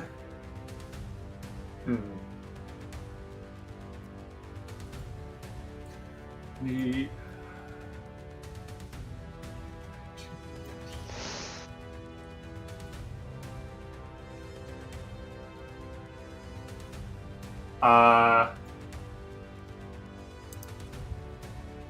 let's see. I'm going to. From there, I can go. Well, Does he have his weapon back? He doesn't. Wisteria dropped it over here. all right. So I'm going to use a doctor's visitation to battle medicine G.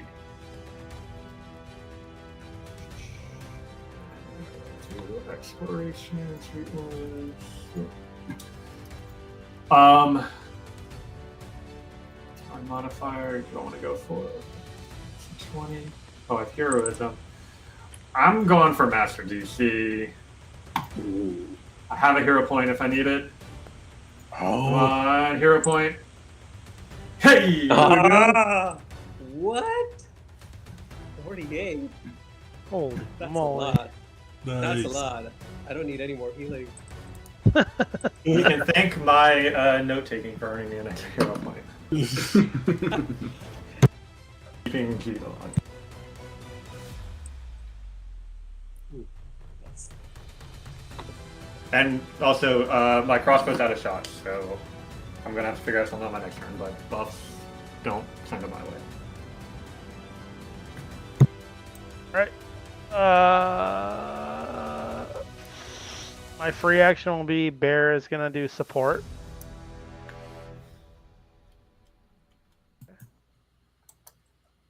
And Bear then can't move. Bear is slowed forever. Like he can't do anything. Unfortunately, for Bear us. is slow to the end of this combat, sadly. Well, because you get a free action for Bear, right? And then if you also command Animal, he would have 3 actions, reduced by 2, would still give you 1 if you... The commander places the free action. Oh, okay, gotcha. fuck Bear. I don't need them. Please do not fuck Bear. Okay. Last sec. Shut up. Q Hero Zone.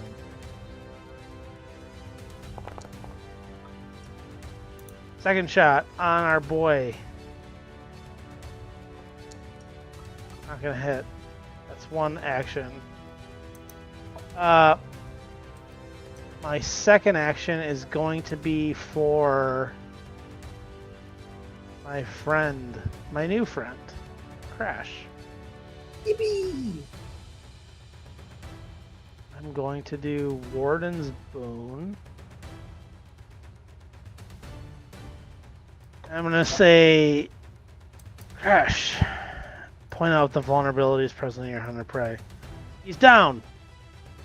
Hit him while he's down. Nice. Simple. And then my third action is going to be like a Warden Boon third time to yeah. Can I Warden's Boon a third time? Or I'm sorry, second time, Tegan? Yeah, I don't think there's nothing stopping it, I don't think. Sure. I think that's a better chance than. Yeah, I'll say, Jeet, keep doing what you're doing. We're gaining ground on our opponent. You guys will Solid. both have the hump prey. Will, wow. you are up. Crash, I'm not sure. No, you've definitely heard Rashanael's voice already. You suddenly hear her voice again. And she says to you, when you stand with us, you should stand tall. And that is me casting heal on you. Thank Get you. moving again. Oh. You need to be healed? He has 4 hit Oh, points shit. left. Oh, I was just like, alright, keep shooting, buddy. Whoops. Jeez! Dude, I'll take that. Will's Thank had you so much. Will has had such a good night tonight. Like, great RP rolls, like, great rolls all the way. Great. He's probably not feeling like that right now because he's You're doing so well, man. wipes a little bit of blood off of the side of his face. And then I am going to cast. Jeez. Oh, I accidentally clicked a new section of my character sheet or something. I don't know what I did. I broke my character sheet.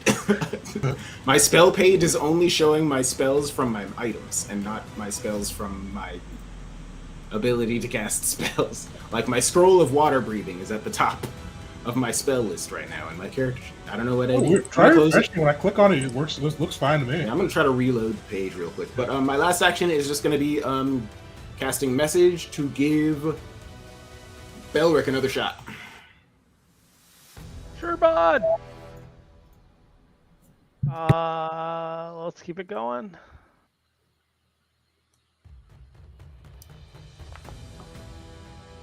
Nice. Ooh. Wait, is that a crit? It is not, unfortunately, just shy. It didn't Can't apply crit this the guy. off guard. I think even with Okay. Thought it was it's like 34 down to 32. Right. Gotcha. I was thinking 31 for some reason, but I don't remember. Thought I rolled for that. Alright, it's Aka's turn. Now he is battered, bruised. He is starting to look fairly rough as you guys are beating down upon him. You see his eyes flash with fury again, and you see that same kind of watery fire erupt from him. You see him fly up from the sky in this arcing dive. That's the concentrate trait. Oh yeah, he's gonna roll a d20, get higher than a 5. Oh, nice! Sweet. So yeah, you see, he tries to get No that off, way, dude. but unfortunately, the magic fails him. And he is stuck. Crash is just gonna yell out, But not Spain, you big bastard. Perfect. You see him struggle to his feet with his last action. I think that's all he can do. Oh. All right, Crash, you're up. all You got- right, You got We- your. I got we're not done. a couple buffs there, we- bud. We are using, because I'm out of those grenades. I only prepared the one, but I do have a called shot. We're doing a headshot. If this hits, he's stupefied 2 until the end of my next turn. And on a critical hit, he's stupefied 1 for the rest of the encounter, basically. You have your hunter prey thing on, right? Uh, You had the warden's boon earlier. yeah, what does that do for me here? It gives you hunted. So it'll give you 1d8 there's- precision damage. Hell yeah! I'll take it. So, first we need to make sure this hits. No! Oof. Unfortunately, I don't have any hero points. So, if he tries to cast next turn, he's gonna get it off, and Crash is going to drop the gun he just used to shoot as a free action. And that's his entire turn. All right, G, you are up. Oh, sorry, already? Okay. Yeah, that's a lot of action economy for one shot there, buddy.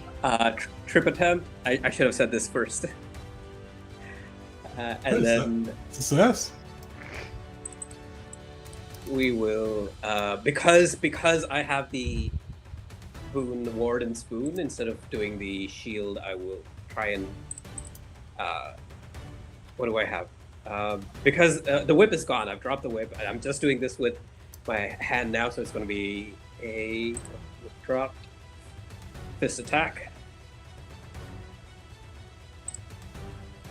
All right. Solid. So will it automatically add? It did not, I think. So I'll just do it. What's this? What's the full 6? Okay, well, your strength plus the enlarge. Oh, enlarge. There you go. Okay, nice. Yeah, on top of that, and oh yeah, I forgot that the fist is a favored weapon, so I get replenishment of war. Nice. That's my turn. Hysteria, you're up. All right. Going to devise a stratagem just to see how my attacks are gonna look. Wow, that's pretty good. Let me do some quick measurements.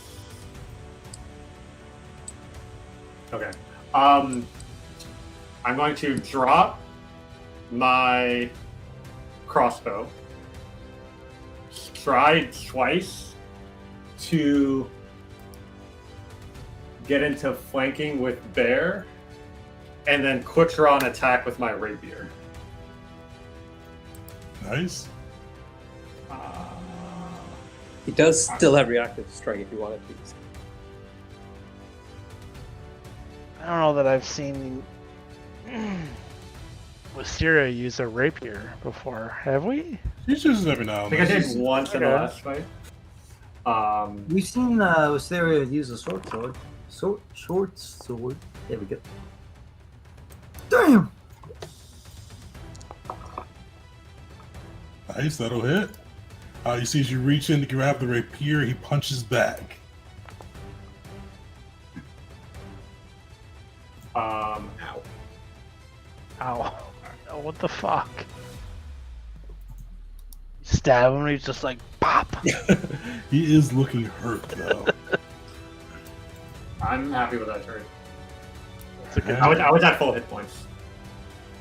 So, All right, you're up. Is Bear's good now? He's had 2 turns of... Or one Oh, this turn is for a of- minute. Yeah, Yeah, it's the entire combat. Oh, okay. yeah. and he's enfeebled 1. And is the guy prone still? He is. Jesus. Jeet Okay. knocked him back down. Attack 1, my friends. Yeah. Wow. Wait, were you? Oh, you were targeting Belric. Oh. Always Oh attack yeah, one, the right? 39 did seem a little. Yo, yeah, 39 is not a crit, unfortunately. Still a hit, though. Yeah, and it looks like you rolled a hit as well. I don't think you rolled. Unless I'm doing math wrong. So, are we good? Yeah, you don't need to. Or else, yeah, it'll be 11 damage to him. Okay. Alright, I'm gonna do my second attack on him, and I think I have the correct person targeted. No, I think the 22 is not a crit, if I'm doing my math right. No, it's not. It was not a crit. I think There's a 39 is what I have. No, I think they're saying the damage. Oh yeah, there's no 22 2 times to damage. it. Yeah. Yeah, Nice. yeah. Yeah, that was a regular damage, sorry. Okay. And then second attack.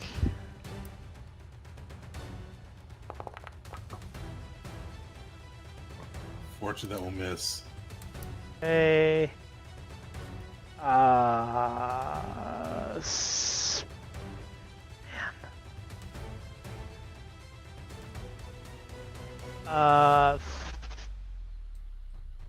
I'm going to attack a third time. This is my second action. You know, I gotta point out the fact, well, this combat is very challenging and I very much love it. From the audience point of view of those watching us fight this chieftain, we just dismantled him. We took down his bodyguards, got him to his knees, and we took away his weapon, his magics, and we're just laying into him right now. You guys have had a pretty successful round with him. Yep. Love to see it. But still, then- anyone. My final action is going to be a Warden's Boon for Preferably Crash, I think. Oh, Crash, sorry, yes. or Wisteria. Yeah, either Crash or Wisteria. I was gonna say Crash, but yeah, Crash. So I'll say, my friend, continue to aim for the head. Crash needs one action to be able to pull out a gun in order to aim for the head again. I mean, I would love to do some cool stuff this turn, but I think this guy is gonna jump and land on top of me again, based on what he tried to do last time. So unfortunately, I must heal myself again. Fair enough, fair enough. But Or you could gamble the 1 and 4. nah, I'm good. I'm gonna heal 4th rank this time. Myself.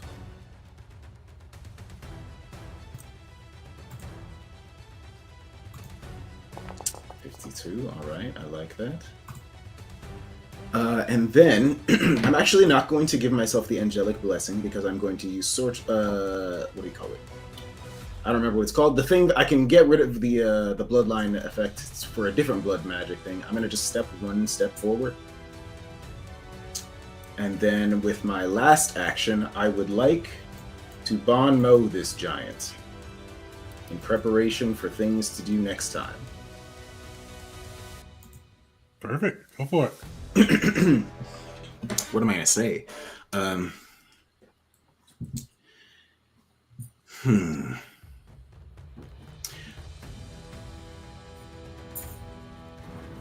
Do you think maybe you're starting to regret your decision to come here today? And that is going to be the end of my turn. Oh, you gotta make the roll. Oh, yes, I actually have to roll the dice. I don't know what I was thinking. Here we go. I'll target him. Let me see. Yikes, I'm going to use my last hero point to re-roll that. That is so much better. Nice. Yeah, you see him just growling almost beyond speech at the moment. Alright, that's my turn. Next turn I get to do fun stuff. Maybe. It depends if I can heal again. Alright. He is. Yeah, he's going to stand up. Just gonna slowly get to his feet, bleeding from a number of wounds. He does not have any method of healing himself, but you see him just raise up his hand and go, "My wise blessing will go together." And he's gonna cast Cone of Cold.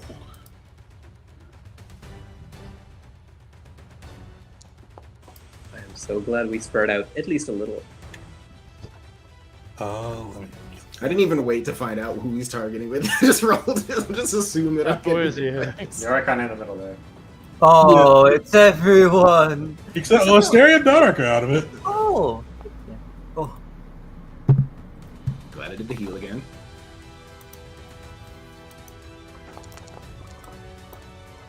Well, if Bear has all this, can he still like do a reaction?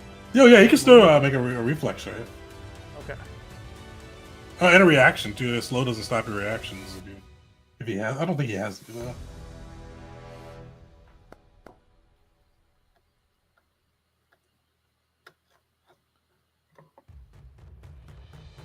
You see the ice burst out of his hand, just pelting the arena, and then you see him just almost look bloodied, wearied, sensing his end is drawing near. All right, Crash, you're up. All right. And drawing Oh, near, he's no you longer say. Prone. So we're going to let's see here. You have Warden's Boon. Yep. So we're gonna quick draw. Mein Antwort. To just fire at him here. If this hits, it gets that 1d8 precision. Are you kidding? We're going to drop Mein Antwort. And we are going to quick draw. Let's see.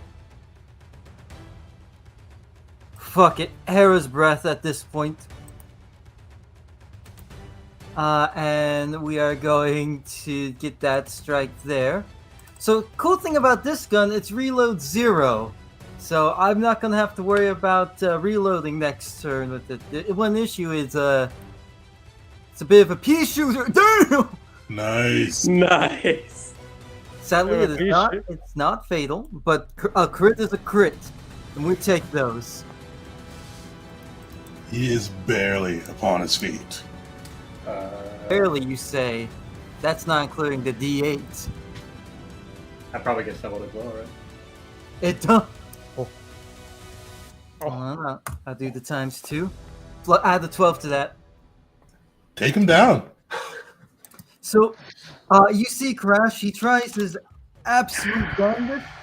He misses with his own pistol, but then he brings out an entirely different one you've seen before. And this one doesn't use gunpowder; it uses air pressure. That's why it's repeating.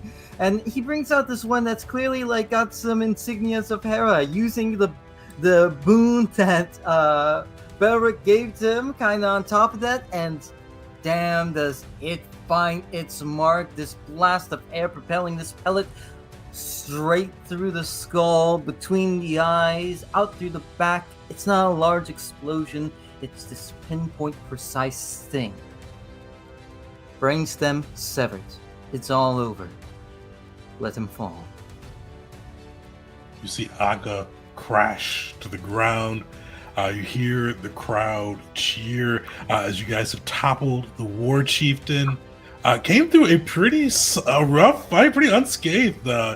Jeets trips and then that stupefied for the round to stop him from teleporting, because he had a way to, if he could get close to people, to do damage and heal, but he could not get enough people in range to make it worth it. So you guys took him down pretty hard. Gavels!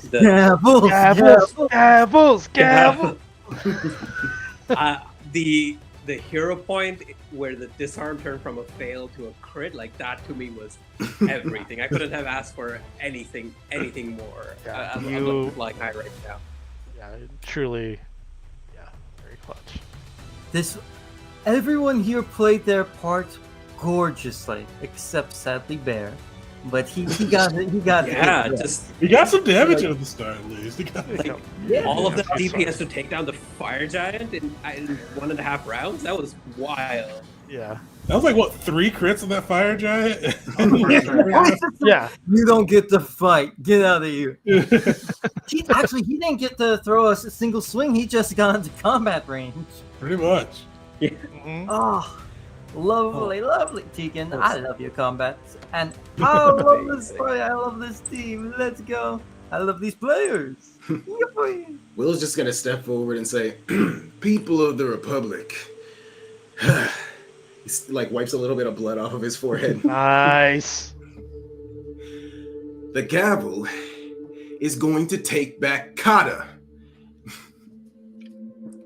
Yeah, dude. You hear a resounding cheer from the assembled crew. People clapping. You see even the Baron, usually known for stern countenance, smiling and cheering along with the crowd. You guys have dealt a decisive blow to the forces of Taish, removing their war chieftain, their general, the leader of the Katan forces of Taish, dealing them a 1d10 blow, leaving them without their kind of tactical coordinator, as well as kind of inspiring the crowd around you, making it easier for your last round, which we'll get to next time, of influence to potentially bring more allies on board now that the war chieftain has fallen. And that's where we'll wrap up today's session. So we will pick up next time at the conclusion there, wrapping up the influence, probably get into some downtime pre-reclamation day, as we kind of see how this shapes up for the group. So we'll